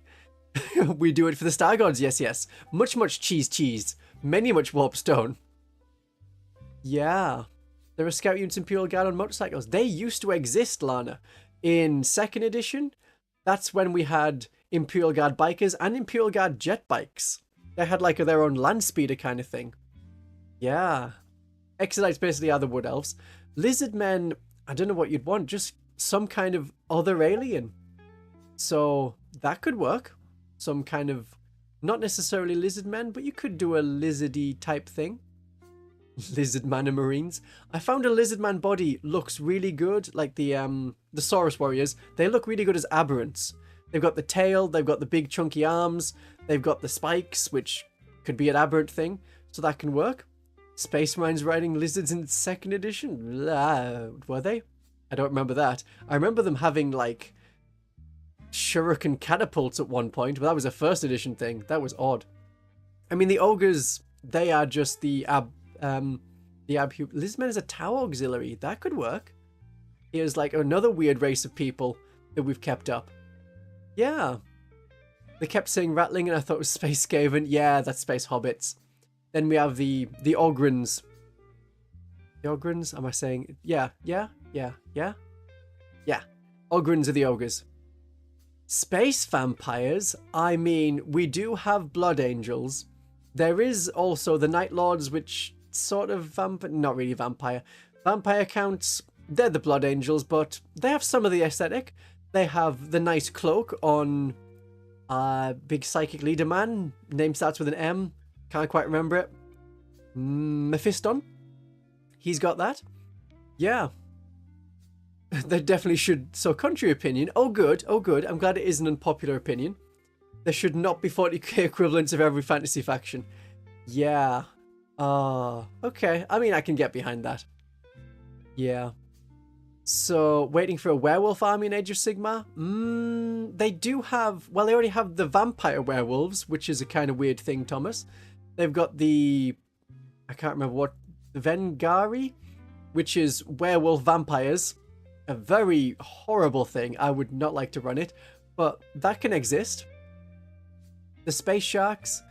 Wolf's fine and sharks is where we draw the line? Well, I don't know about... We have the Carcharodons. They're the space sharks, at least in theme. Maybe just not Street Sharks, which was a 90s? I think it was early 90s show. Very strange. It's just 4 brothers that are clearly meant to be based on the Teenage Mutant Ninja Turtles. But they have shark heads. And they're shark men. And they bite things. But they're radical. And they drive motorcycles and bikes and things. It was a very weird time, the early 90s. Everything had to be super cool. Like, at the start of the Goofy movie, if you remember and have seen the Goofy movie, the son is just riding a skateboard and everyone's like, oh my god, who is that? He's riding a skateboard? That is so cool. Yeah, it was strange. The Imperial Beastmen, yeah, they were a penal unit. They also now have Chaos Beastmen. They got a mention in, last edition, maybe 2 editions ago. I think it was 7th edition, the end of 7th edition. They were like, oh yeah, Beastmen exist as abhumans. That could work. An ocean faction of vampires. They flood worlds? That's a maybe interesting thing. That's maybe going too far into like the sea elves. Music has gotten loud again. Too happy. The music is far too happy. Biker mice from Mars. Yep, that could work. Just any of these, if it's an interesting concept, they might as well try them in Kill Team or something like that. They got updated rules. Yes, you got the Beastman kin. They exist as like a cult faction, a cult unit within the Chaos Space Marine army. They have a Psyker, but they're not a Psyker unit, so there's that. Non-Chaos Vikings? Yeah, that's the Space Wolves. That's very much their theme. Yeah. Eldar that ride shark. Now that's very much Age of Sigmar. That is basically Age of Sigmar. Maybe the sharks didn't make the jump to 10th edition, huh? I think One Page Rules might have done a Space Lizards thing. Yeah. You know what they're going to do? They could do Cat Girls. Here's another sub-faction. Here's some abhumans, but it's cat girls. I think they do exist canonically, and you can 3D print some cat girl heads. Yeah. Oh dear. Right. They do exist. Okay. We'll move on to the next one. That's a lot of things on that one. Say less. So Magnus did nothing wrong. We've talked about Magnus a lot. Maybe Magnus did a lot of things wrong. The Felinids, yeah. And they also exist in, like, Robotech. That sounds right. It's one of those titles for, like, one or the other. It's either a 40k thing or a Robo thing. Catgirl heads on Escher gangers. That could work. There's your all-female, you know, Necromunda gang. That works. Magnus is a tank. Yes, the Lehman Magnus. He tried to do everything right, but then kept failing. Maybe it's that. Maybe we'll just go with that. The thing he did wrong was not becoming a tank. He wasn't like a Sakaran variant or anything like that. Yeah. You want to stay with that? You want to go with that hill? Die on that hill? That Magnus did nothing wrong? You could. Magnus had a lot of things he could have done better. Magnus tried, and then Magnus was like, okay, guess we're outlaws now, so we join Chaos just to stay alive? Maybe that's where they gave up on their principles and went with Chaos. They did what they needed to do at the time. Yeah, he was not treated the best, but all of them were pushed to Chaos by not being treated the best. The Word Bearers had their super special religious stuff, you know, smashed. The World Eaters messed with their own heads. They didn't try. Yeah, he didn't do anything intentionally wrong. That might be it. Okay, we're getting a lot more defenders for Magnus than I thought. Maybe this is the popular opinion. Maybe the unpopular opinion is Magnus was a fool and did a lot of things wrong. Yeah, the two are not mutually exclusive. Yeah. The Space Wolves are... We don't want to talk about the Space Wolves. We know how we feel about Space Wolves here. Yeah. The Emperor did a lot of stuff wrong. No one does things right in the 41st millennium. There's no one that's like, I am perfect. I'm sure even Celestine did stuff wrong. Well, Celestine keeps dying, so that suggests something's not great. Yeah. Okay. Ah, water. Worst dad. 5th edition lore was weird.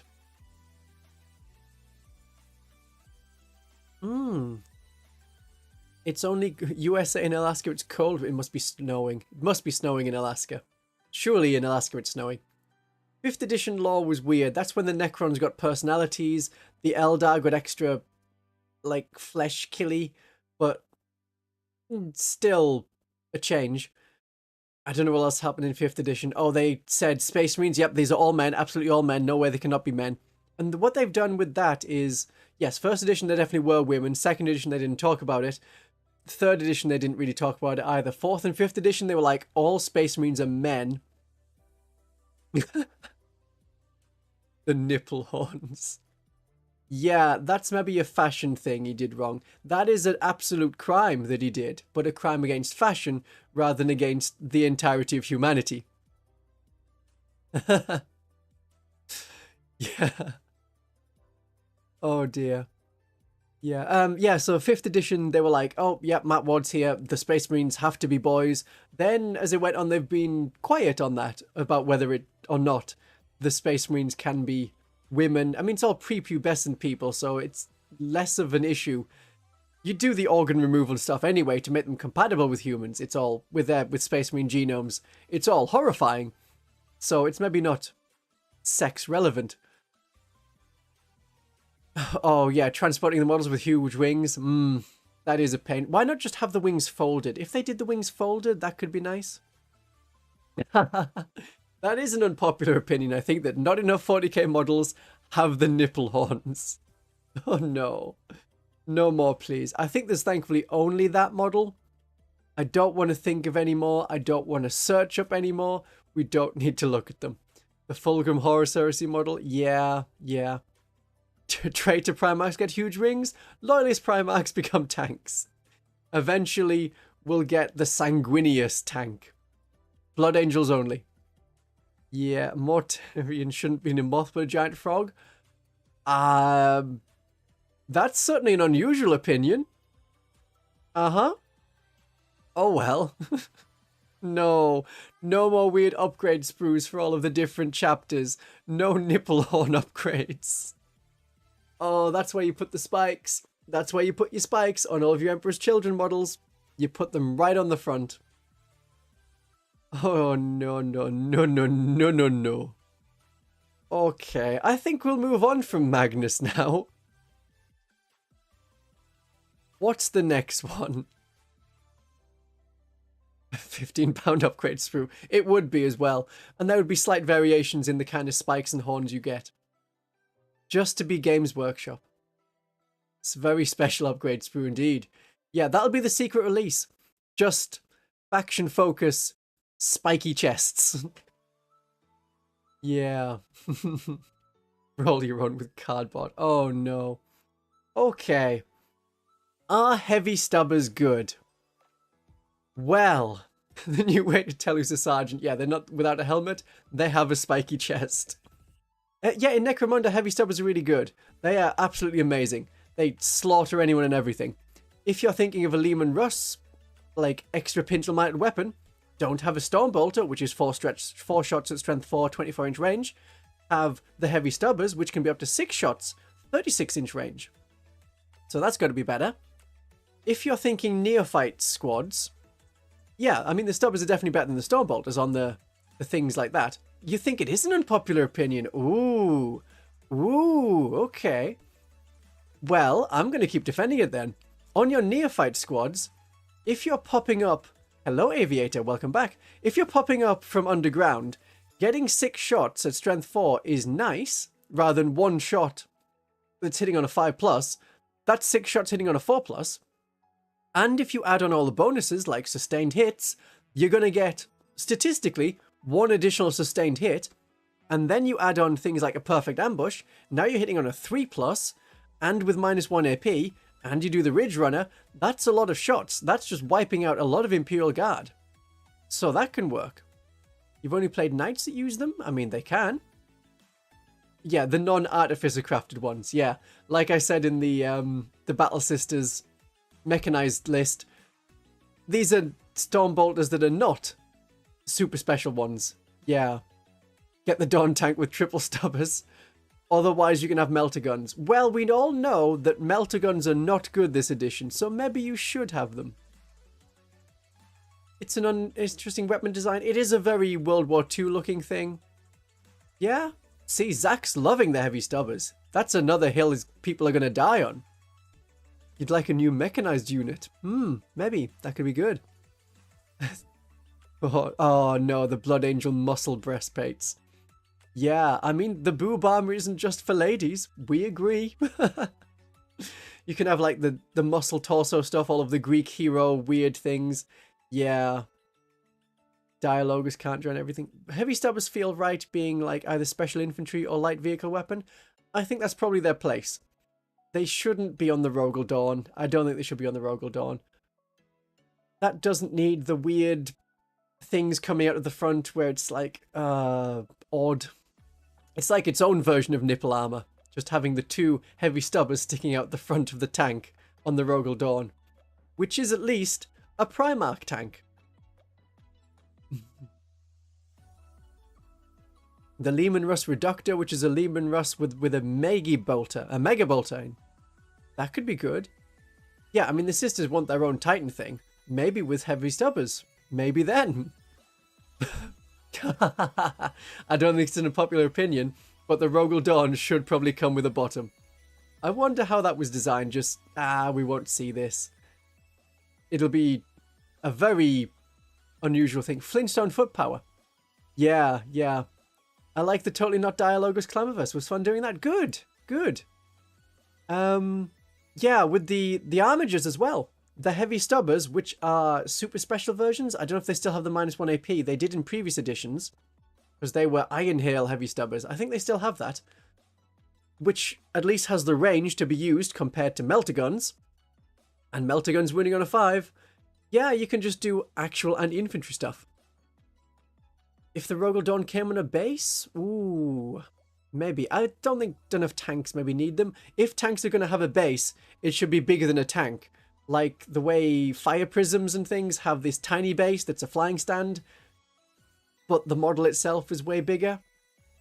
Yeah, and the bondsman rule went away. We'll see what happens in January. Things could change in January again. I don't know what's going to happen much with Genestealer Cult and Battle Sisters. I think it'll just be a slight points change for them. Nothing else beyond that, because there's a lot of different ways to play sisters that are working at a competitive level and a fun level. So, we might just get a slight points change. I don't know if the Canoness will come down to below the Palatine. The Palatine may go up in price because of how it's used in every single list. Possibly. Retributors could do with coming down again, but they probably won't. Novitiates will probably stay where they are points-wise. Yeah, otherwise I think there'll be very minor changes to the Battle Sisters. Maybe 5 points off Repentia, just so people use more Repentia rather than the Arcoflagellants, something like that. For Genestealer Cult, we need a bigger points change because armies competitively and quite a lot casually, it's just here's a lot of Acolytes, here's a lot of Neophytes, we come back really well. Yeah, I mean the Canoness being able to join more units, the Canoness just be revamped as a whole. Stop with the weird, oh, you can have a chainsaw, but then you can't have this staff, but then you can't have a plasma pistol, but you can have this weapon instead, like an Inferno pistol. So bad. Hope we can return some militia pilgrims as a light infantry unit. That'd be nice. I would like that. They could go with more of a Ministorum focus, revamp those preacher models that are still the metal 2nd edition ones. Yeah. I don't know if they need a massive overhaul. I think Sister's in a pretty good position right now. A lot of it's fun. All of it's really usable. Anything that I put in like the absolutely no, not at all tier could probably come out to the not as bad tier.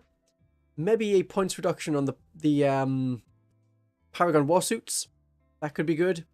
That could suit them. But yeah, the leaders... When you've got a leader that just gives the same benefits to squad, like the Confessor, Missionary, and the Arcoflagellants being the same thing, yeah, the sustained hits, not the best.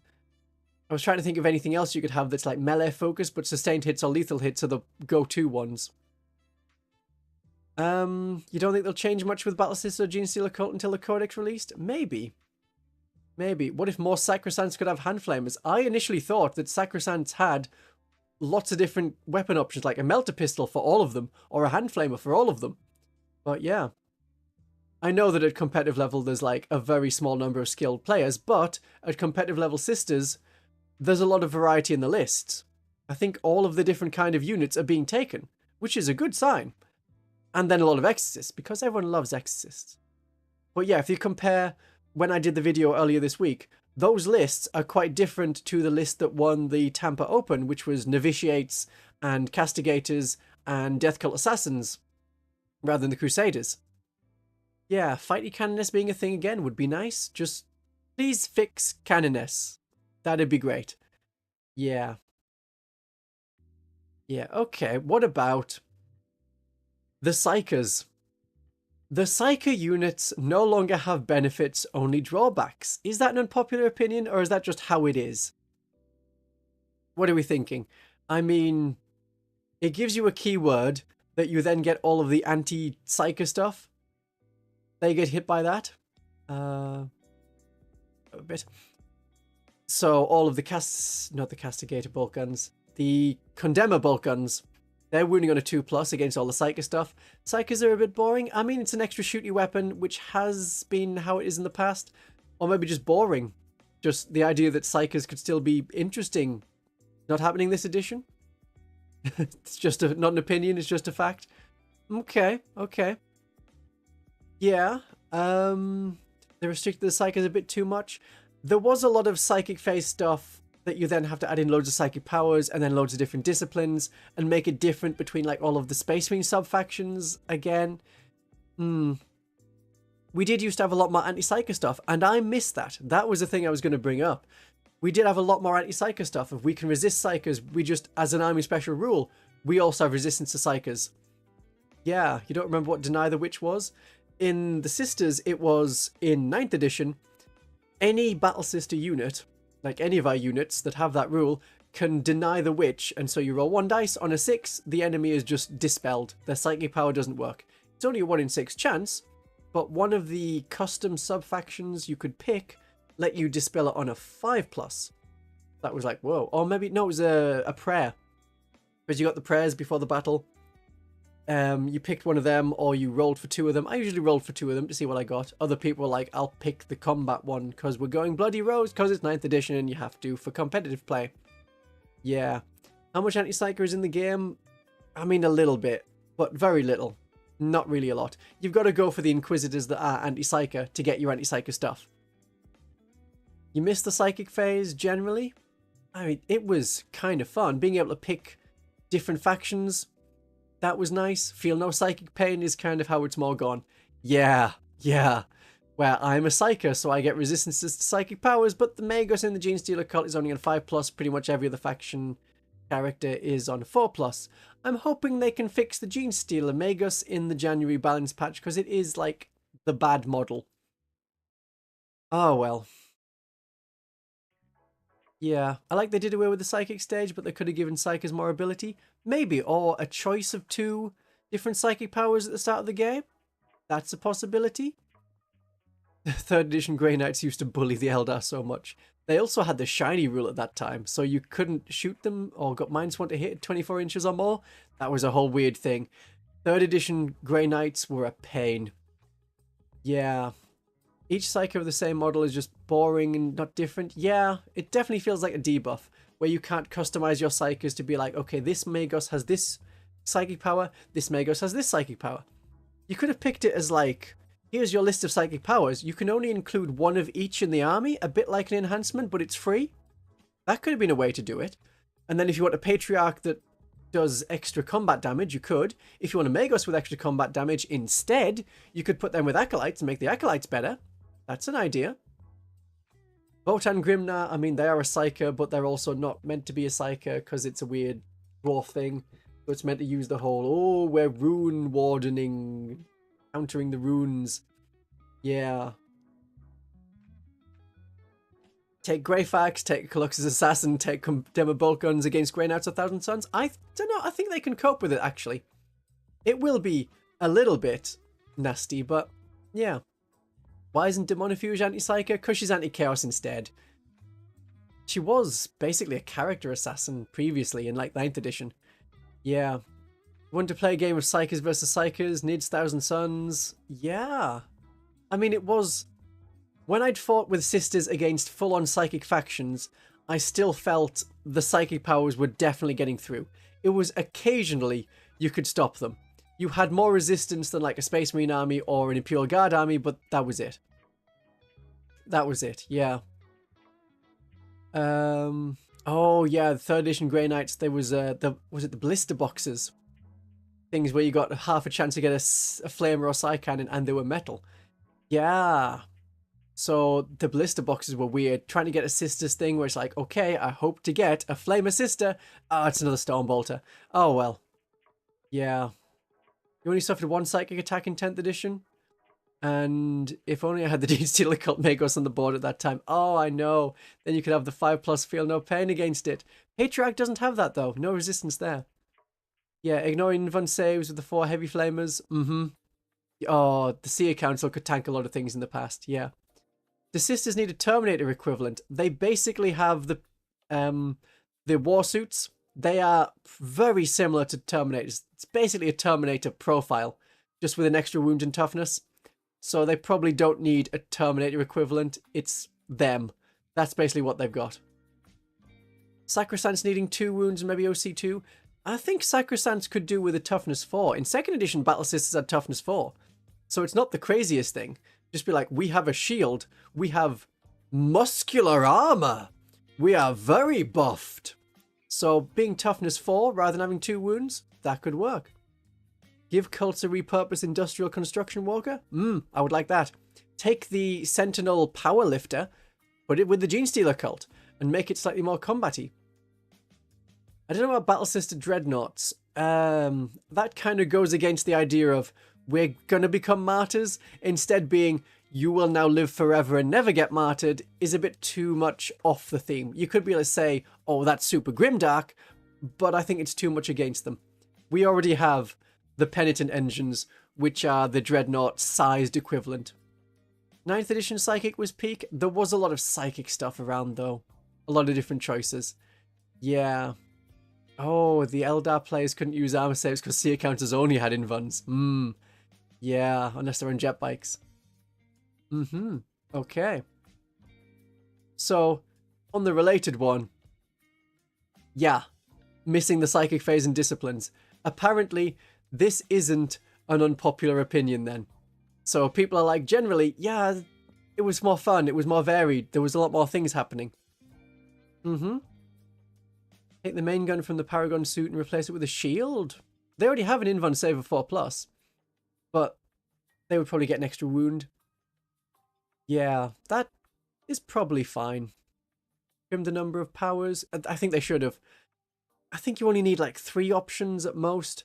I didn't mind it so much where they've gone a bit more Age of Sigmar, where every different kind of Psyker has a different power. That is okay. There were a lot of useless ones in 9th, or ones that didn't quite fit with the theme that the Psychic things were going for. So it's like, oh, here's a combat one for Eldar. I mean, you can buff some aspect warriors like Howling Banshees or Scorpions, but only played 10th, but looking at it, you don't miss it? Yeah, I mean, it was a whole extra thing.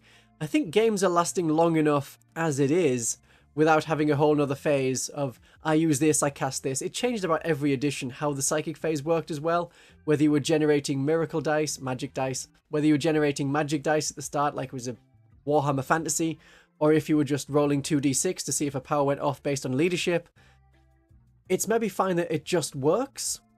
Or, yeah, no one misses having the 50 stratagems, so no one really misses having 12 different Psychic powers to choose from. The fleet-specific Psychic powers. Yeah, I think it would work just as an enhancement. Here's your Psyker. You can swap out your power for one of these. That could be how it works. Do Repentiers really ever save a 7+, or is that a typo? No, that's real. The reason is because they have a 6+ invulnerable save, so you'll always use that. It's so that if they're in cover, then it goes to a 6+ save. Otherwise, they don't have a normal armor save. There's a couple of other units like that as well. Gretchen, they have a 7+. Yeah, so you just have to have your invuln save only, or be in cover. The Thousand Suns can... the Thousand Suns have their Cabal points to pick things. Yeah. You'd be fine with a list of 3 to choose from? Yeah. You missed cover saves, or like the earlier editions cover saves where it was, this is now your invulnerable save, essentially. Because for newer players, I say newer like the last 5 years newer players, that's when you had, if you were in cover, different kinds of cover gave a different kind of save. So trees might give a 5+ save, cover save. The walls of like a bunker would give a 3+ cover save, and that was like the best you could get. But that was essentially an invulnerable save. You couldn't change that unless you had an ignore cover weapon like the Flamers did. So anything that was like a template that ignored the cover and you went back to normal armor saves. Yeah, so that was a whole thing. It just meant that firing a las cannon at a tree had as much effect as firing a las gun. Didn't quite match. Okie dokie. Not quite that one yet. The Clamavus is great. I think this is just here to hurt me. I don't like the Clamavus model. I don't like the Clamavus style. 3rd edition? I think it was 4th edition, the City Fight rules. But yeah, the City Fight rules were really, really good. And they tried to remake them a couple of times, but it's never quite gotten there. Yeah. So, the Clamavus. Is it great? Steal a rave party. Uns. Boots and cats and boots and cats. As a unit on the table with the rules he's got, yes, it's pretty good. It's the 12-inch aura of no deep strike. That is quite good. The other stuff with the leadership modification, it's a thing that everyone forgets. Any of these units that have like 2 special rules, people tend to forget one of them. So I'll admit that he's good on the tabletop. Great even. A wonderful choice for that inscrutable cunning, perfectly planned. The enhancement that lets you change one of the opponent's battle tactic only stratagems to be +1 stratagem, +1 command point. Yeah. Yeah, he's the DJ standing on a book while blasting out music. How is he not that great? Because he shouldn't be on the battlefield. What is he doing there? You don't need to take him there. Oh dear. They also had the newer city fight thing, like 8th edition. That was a city fight kind of book. I can't remember what it was called. Where it was like, here's a bunch of missions fighting in a city. That was alright. That was alright. Yeah. We're gonna put Dead Mouse helmet on one. That could work. You could have the visor. It could definitely have a big Clamavus thing. Yeah, you can go fun Clamavus. Okay. But yes, I said in the last video about, oh yeah, you can change any tactic. It's only battle tactic stratagems because this is also affected by the September balance patch. But I didn't see that because it's like they didn't change that rule even though they've updated the index online. So I forgot it, and also I was recording late at night, so that was the one mistake I made in that video. It is terrible, but it did generate lots of comments, so I can't be too sad about it. Daft Punk Clamavus. You could just have all of your different famous things. Yeah. Yeah, it's okay. The Clamavus maybe being great is not unpopular. I'm the only one that doesn't like the Clamavus, and that's mainly based on the model and the concept. Yes. As long as everyone's having fun with the idea of the Clamavus being on the battlefield. You got some nice art as well on the Magic the Gathering cards. There's a nice artwork for him there. But I don't like him. So we'll move on. And we've seen the next one. Stay there. Every revolution needs a band. Or a bard. A bard. Yeah, you had the Honor Among Thieves film for D&D. That had the bard as the main character. That was a decent film. I had enough fun with that film. I don't know if every... You know how much you hated the bards in D&D? This is the Clamavus. Yeah. If he was cheap with the anti-12 inches deep strike would be too much. Yeah, I think he costs about the right amount of points. If he had a baby carrier mech suit. That would just enhance all of Games Workshop's, let's say, interesting ideas all into one. Yeah. But is the 10th edition Drukhari the worst faction in 40k? Okay, tell me more about the Drukhari in 10th edition. They are very light. They die to overwatch pretty quickly. The original Dragon Layer. Oh dear. Lisa. No, Lisa. Lisa, stop. Oh dear. Right. The Drukhari. Tell me about the Drukhari. We have Drukhari players here, maybe. Can you just survive on Darkland spam? Or can you survive on using other things as well? I know that the Witches will be good against like one enemy unit. You just have to find the enemy unit in the opponent one. About a third of the units are viable, and only a third. I know that the Ravager has a weird rule of like, this only works if the enemy is at full strength, not above starting strength, not above starting strength, not below half strength or anything like that. The Witches are just there to deliver Lilith. Yeah, I can see that. Their rules are not super compatible. Their detachment is really weird. There's no army synergy. Yeah. You're tearing me apart, Lisa. No, I couldn't go there. I think I've done that joke in one of the videos. The pain tokens are okay, because that lets you reroll charges and get reroll hit rolls. Or is it one or the other? Yeah, you've got to spend them. It's one or the other. They have weird rules when it comes to like being together. Lilith's model where she's standing on part of a banner with her feet exposed. I mean, the foot lovers are enjoying that model, but other people not as much. Detachment rule should just be the faction rule? I don't know. That's when you've got the different leaders give you extra bonus pain tokens. So if you have an Archon, a Succubus, a Homunculus, then you get more pain tokens. I think it's just maybe a bad detachment. And also the units, yeah, they're a bit overcosted. So anything like the Incubi are not the best. I think as an army they have potential. Some people have done really well. The was it the Battle Sisters or the Genestealer Cult? I think it was the second Battle Sister list that I mentioned in my most recent video that won a tournament. They won that final against Drukhari, who got there in the end. So that was, you know, pretty good. They're a little bit overpriced because of ynnari. Maybe it's that. Don't know. But then, why aren't Eldari overpriced? Because they can also be in ynnari. Yeah, if you're running Drukhari and harlequins, that's not the best. So, having leaders not work from a transport, yeah. When the Archon can't use any of the abilities, so they've got to be on foot. Can you buy Homunculi? They did come all out in like 2012 when they were doing their resin stuff. So, they're very resin heavy as a army. There's a lot of their stuff there. They might have plastic ones now, but a lot of their stuff was resin. I know the Incubi were resin when they first came out. They may now be in plastic. Just, there's the mold, now plastic. They were quite strong in 9th edition. They were pretty horrifying in 9th edition with the various ways of playing them. As like, oh, now I'm going to make everything -3 leadership. And I'm going to cause you to take tests. I mean, the Eldar need a model, like, range update first. Then the Dark Eldar can get one.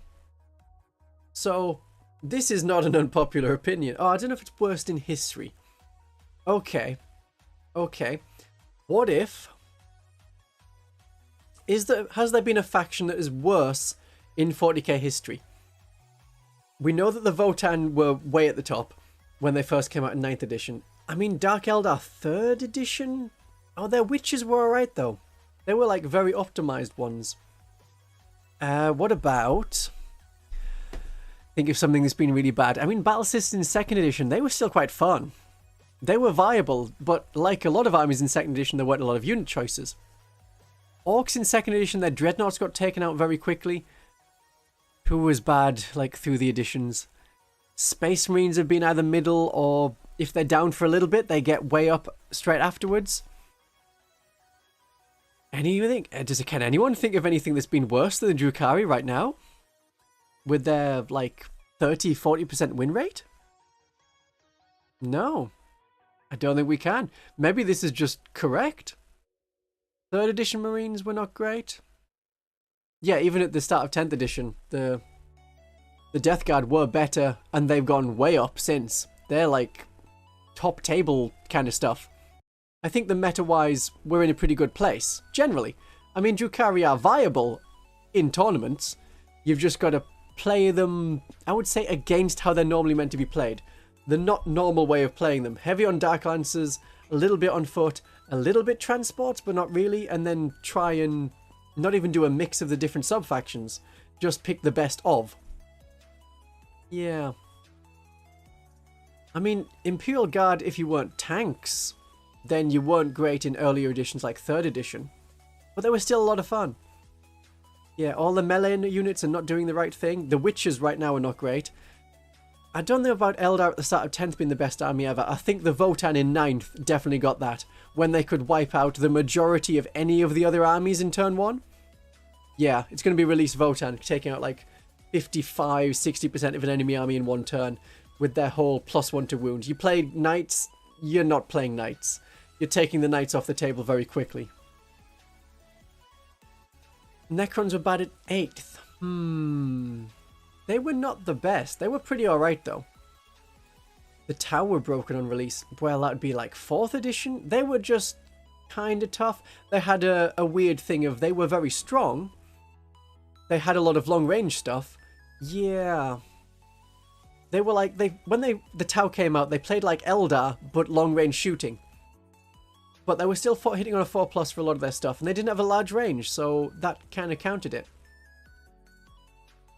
They're meant to be poison weapons? Yeah. I mean, who even remembers the rules for the first 3 editions? I know. I have been playing since 2nd edition. Don't know if I bring that up anytime. Maybe I've mentioned that before. It doesn't seem like a thing I would say. Nope, never said that before. Okay, I think we've just generally agreed that 10th edition Drukhari might be the worst faction in 40k history. Was the Leman Russ in 1st edition? I don't know. It was definitely there in 2nd edition. It might have come out in 1st edition. They had their weird sentinels as well. The twin railguns used to bully tanks in older editions. Some editions were really harsh on tanks. Others, you couldn't scratch tanks. And it's kind of like being one or the other. At the moment, we're in a pretty good place with tanks where they're tough, but not too tough. Yeah, Leman Russ was a 2nd edition thing. That's right, because it came out with like the Hellhound and the Chimera. Which was really when... I mean, the Imperial Guard did exist in 1st edition. But 1st edition, there was only Orcs, Space Marines, Imperial Guard, and Eldar. They were really your 1st edition things. Yeah, the Chicken Walker Sentinels with the open top and the big Gatling gun on the front. It was just legs. Legs all the way up to here and then the gun. It looked like a dude with massive robot legs, essentially. But just his regular torso is. Think of Wallace and Gromit, but the legs are massive. Yeah, they could have assault cannons. Yes, yes. 1st edition, he was a Primaris. 2nd edition, he became a tank. Not Primaris, Primarch. Yes, I think he was one of the only Primarchs mentioned in the 1st edition. And in 1st edition, Leman Russ was just a Space Marine commander. Rather than... Well, they didn't really have established lore at the time. They were just figuring it out. Yeah, Melters can't kill tanks. That's not how that was meant to work. Yeah, I suppose so. Yeah, yeah. I'm not a dog man. I don't like the wolves, at least. Dogs are fine, but not wolves. If they had the space dogs, that sounds like a band. That sounds like a band that the Clamavus would be in. But space wolves, no, no, no. Don't like space wolves. Okay. Well, okay, we're moving on from Drukhari then. Are there not enough plastic Space Marine kits and too many Eldar kits? Rename the Chimera the Vulcan? Ooh, I don't know. You'd want... No, surely you'd rename the Hellhound the Vulcan. That could work. Yeah, the Dialogus does try and fix Melter woes, but then you can't have a Dialogus with some units. Can you have a Dialogus with Dominions? I don't know if you can. Need fewer Eldar? Need fewer Eldar plastic kits? A lot of their things are just so much metal. I think this is definitely a joke. Unpopular opinion. Because the Space Marines have 100 different plastic kits. And more in 30k. And more in the new Legions Imperialis. And more in every other game system that they have. Yeah, imagine saying there's not enough in Space Marine anything. We definitely didn't need fewer Primaris Lieutenants. They could be a faction themselves. I think there's almost more Primaris Lieutenants than there are Genestealer Cult units. And I think there actually are more Primaris Lieutenants than there are Votan units, so there's that. Yeah. They had 15, I don't know how many it's now. I think there's more Primaris Lieutenants than Bond films. Yeah, yeah. I would love to see the Eldari get more plastic kits. They're going to get the Striking Scorpions. They're going to come out in plastic. They've also going to want Howling Banshees. Oh, they've got them. They got them 8th edition. So they need Swooping Hawks. They need the Warp Spiders, which are still the metal models. Or Finecast models. Yeah.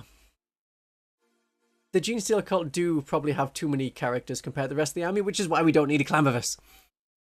But if they had better Brood Brother integration, you could take more units from that.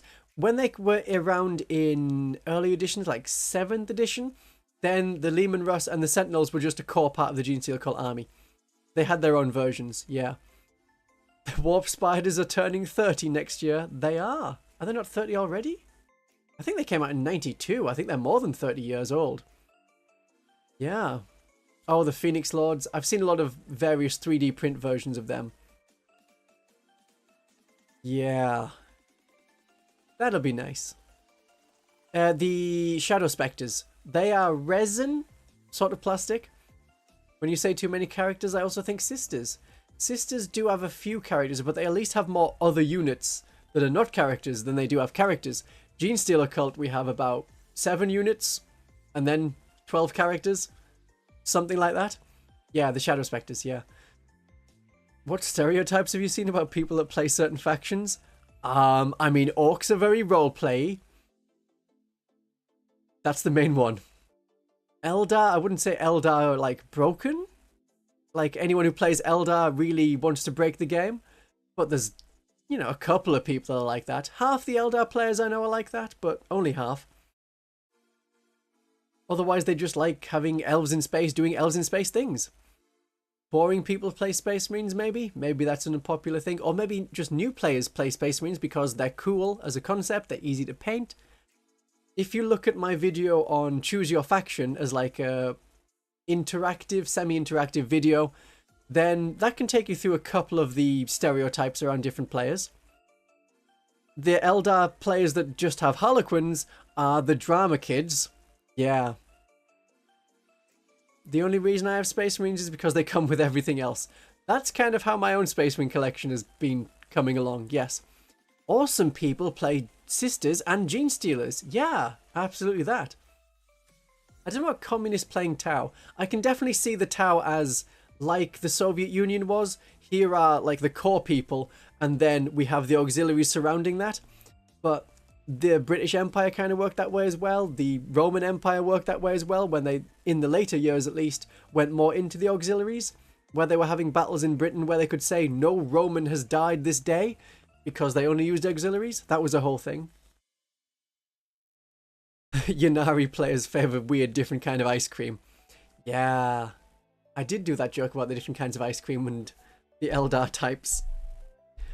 Oh dear, who has the different flavoured ice cream but it's wrapped in barbed wire? That'll be the Drukhari ones.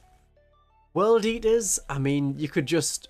They like to play a simple game as World Eater players. They're just like running at the enemy. Something like that. Knight players don't like to paint as many units. Thousand Suns like Egyptian stuff and Psykers. Yeah, I started as Eldar, tried Tau, stopped playing for a while, and now have passion for Sisters. That is a good choice. Eldar and Tau just didn't hold attention, never developed any loyalty. Yeah, yeah.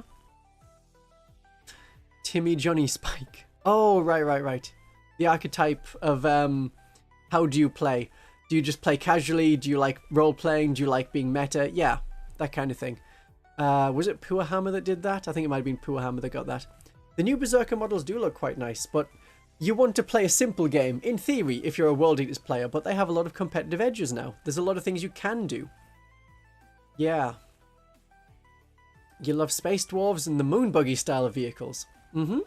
The Ridge Runners also exist for the Genestealer Cult, I'm just saying. But what about this one? Should the Ynnari and Harlequins not get special rules? I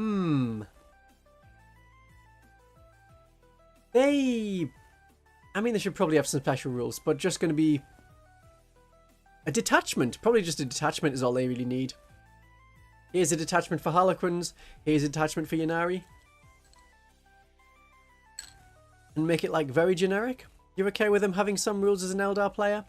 They don't really have a model range to support it. I've never thought the Harlequins really suited being their own faction. They were way back in the day, like, this is the Harlequins, they're their own thing. But they're based around one infantry unit, the troop. And then they've got a couple of weird vehicles that they didn't really need. So, yeah. Yeah, that's... I don't think they have the model range to support it, no. Currently, they have just the Eldar stuff. And it's... You can play Harlequins, or you just include Harlequin units as an add-on, the way that, like, Genestealers take Brood Brothers.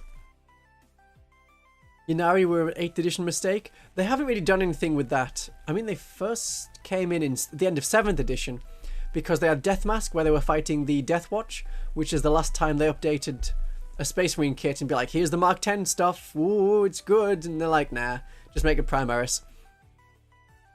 Yeah. Do wish Sisters had some more long-range units. Precision snipers. I think some sister snipers would be nice, and they could go as a team. One of them is praying, the other one is shooting. And it doesn't have to be like an over-the-shoulder shot, it could be praying behind them or something like that. But that could be cool. Yeah, an Eldari list with Harlequin infantry and regular vehicles and night spinners and all sorts. It's nice. It's nice. Yeah. Okay, so we seem to be fine with... This is a perfectly fine opinion.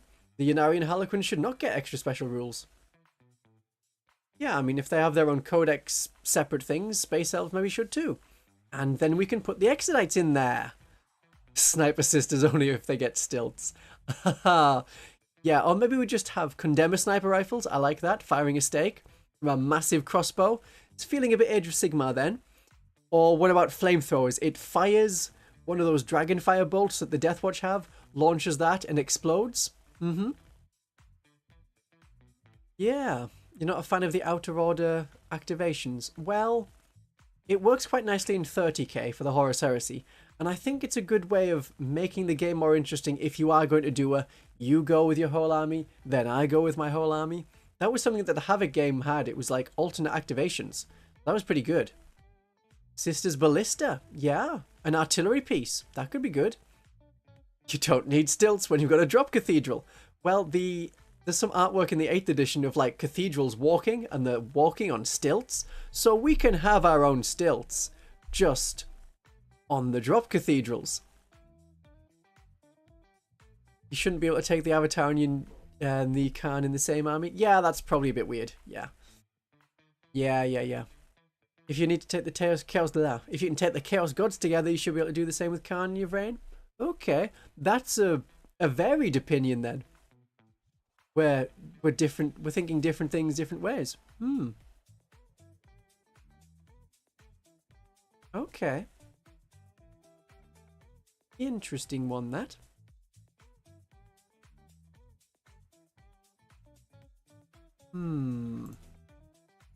Just making sure that all of the tech is working. The tech is working. Good.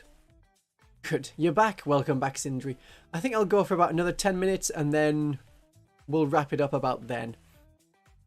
Yeah, some reactions are weird. I mean, Overwatch as a reaction has been around for a while. It's an odd one, but that's where alternating activations in the game could really be helpful, and I wish they'd done something different for Warhammer Fantasy. Yeah. Could you make Hazakin chest worse with the sisters' legs? The way the sisters' models work, they're like half a leg and a half of a torso together, so it's a weird thing to cut. If you cut along the belt, then you get part of the front cuirass like sticking out the bottom. So I don't know if that quite works as a kit basher thing. I'll have to have a Genestealer Cult kit bash. Do that. I could have a Genestealer Cult kit bash video or incorporate that in some way. I like that idea. I'll do that. Okay. Let's do another one. See if this is on screen just there. Any thoughts on the long-legged Admech? I mean, they surely need a whole unit of them just to walk over the buildings like they're nothing. You're all for a Kit Bash Genestealer Cult video. Good. I won't be able to buy the models for it because I don't have the money for just here's a bunch of things that I'll get for one video and then cut them up and do them, because the revenue I'd make from that one video, which is really small, would not definitely wouldn't cover the cost of the box. So it'll be a here's how to do it. Yeah. A lot of the guns need two-handers. The Cheese Stealer Cult is definitely the perfect Genestealer Cult concept. That's fun. You can have a lot of the rat heads. I think the rat ogre head perfectly fits on the Patriarch if you cut it just right. Yeah. Finecast melts in the sun better than plastic. Yeah. I think this is another joke one. But the Finecast did at least let them try something new. Rather than just being, here we are in plastic again and again. It was a good try. They could see how well they could do resin. And since a lot of people are 3D printing in resin, it can't be the worst thing. So, Finecast is better for your wallet? Maybe. They did have the bubbles. Yeah. The sculpts were not great. Plastic is less messy to put together. Yeah, it can be. It depends on the kind of glue you use and the kind of plastic you have. Yeah. I'm gonna make a Genestealer Cult army where everyone's stealing jeans. Oh no. Finecast is better for your wallet because you won't buy it. Yeah. And then they went back to all of the different plastic stuff rather than the Finecast stuff, which was probably the best idea. Finecast is a great learning tool. It teaches you how to straighten out the bits. See, you're coming up with better reasons to defend and have Finecast stuff than I am. I like that. I like having you here. It's very nice of you to turn up. Thank you all for turning up. That's not me saying we're quitting yet, but 10 more minutes because my voice is slowly going. Hello. Right.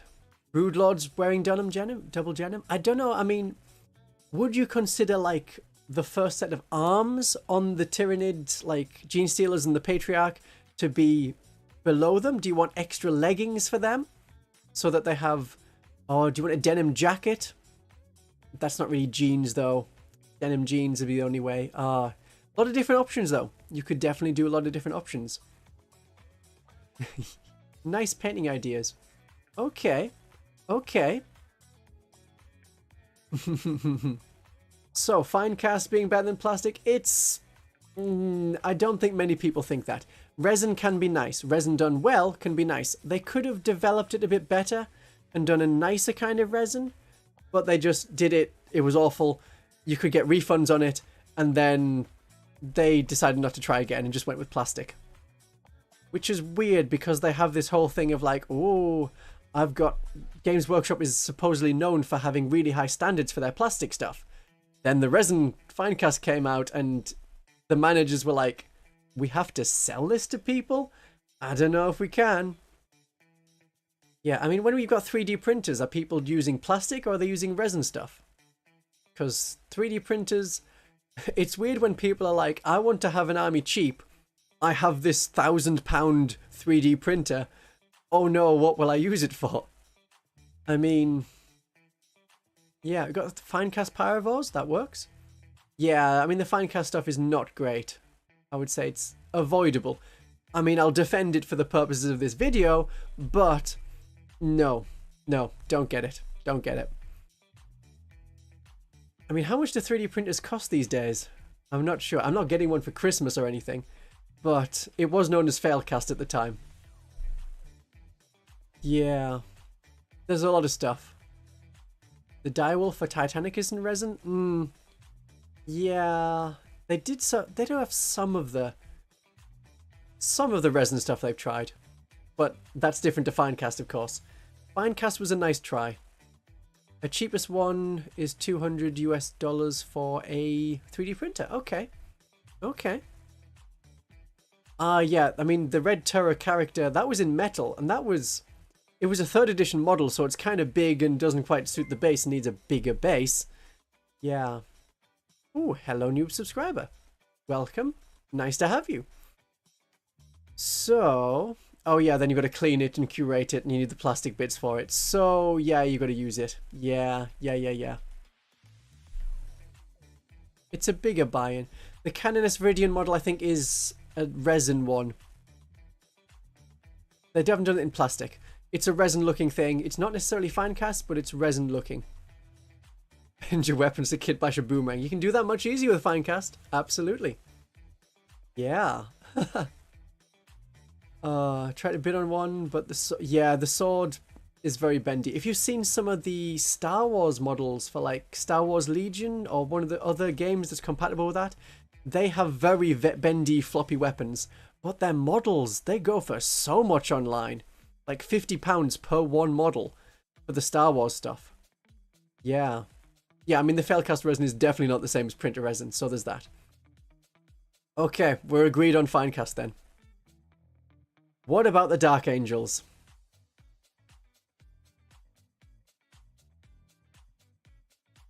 Yeah, that should work. So, are the Dark Angels not as cool as people think? And the Imperial Fists are better? I mean, I like the Imperial Fists. They have the siege stuff. They have the combat stuff, if you want to go more Black Templars style. They're a very versatile one. The Dark Angels, yeah, their whole thing is like, we hunt the fallen. Dark Angels are cooler than they're made out to be. Are any of them tanks? There isn't a Lionel Johnson tank. The robes on power armor is okay. I can get behind that, yeah. Dark Angels are easy to paint. Yellow is an awful color to paint. I absolutely agree with that. Yeah, it's the Dark Angels are the choice when you're edgy but not going to commit to chaos. Very good idea, Peter. Yeah. The Imperial Fists suck too? No. Yellow. You can't be a yellow Space Marine and call yourself cool. You can. You totally can. They have the Knight thing going on with Grey Knights and also Black Templars, so it's a copy. The Dark Angels used to have much more of a different vibe. Now they've just become Arthurian. Yeah. The Angels have a Primarch. Yeah, we've got... If you want Angel Wings, you have Blood Angels. They're more interesting than the Dark Angels, definitely. The Lamenter's a very fun yellow chapter. Yeah, with their, oh, we're gonna die. Time to die tragically. Why is everything different? Yellow is easier with the contrast paint. Yeah, Imperial Fist had Sigismund. They did. He went more Black Templar style, but yeah, absolutely. Lionel Johnson is not a tank. No. Afraid not. No, he's just a Catholic poet, as well as, you know, other things. I did a video on Lionel Johnson, like, in March. That's way back. So that exists. I don't know if you want to watch it, but it exists. Yeah, you do a Yandin yellow, so you know how painful it can be. Yeah, it's like 2 layers and you got to get it not messy. Because it can be so blotchy and weird. The Imperial Fist Vindicate is cool. Yeah.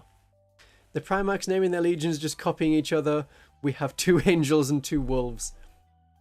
We have the Lunar Wolves and we have the Space Wolves. We have the Blood Angels and we have the Dark Angels. Yeah, but I suppose at that point the Blood Angels will be copying the Dark Angels.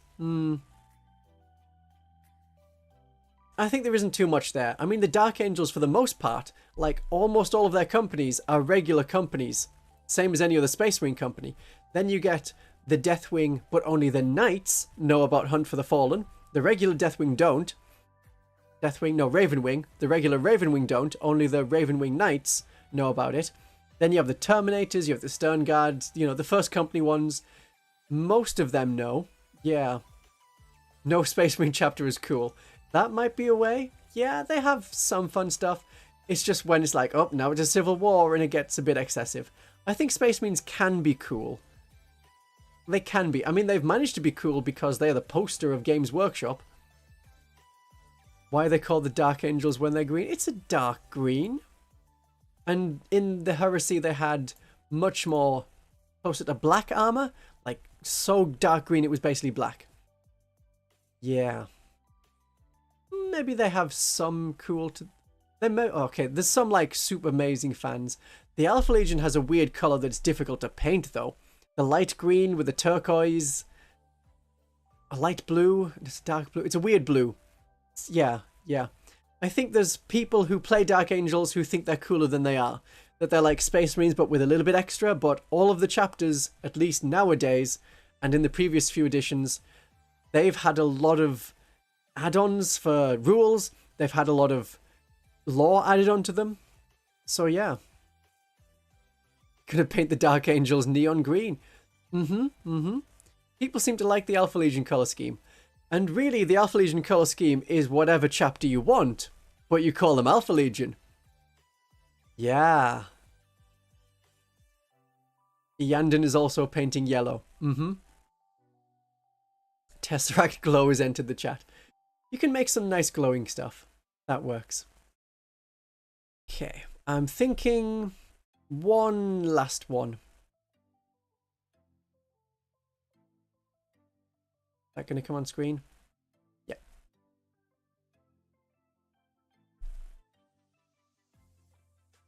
Maybe if I just go like that. Then it'll get rid of it and it'll pop on screen. There we go.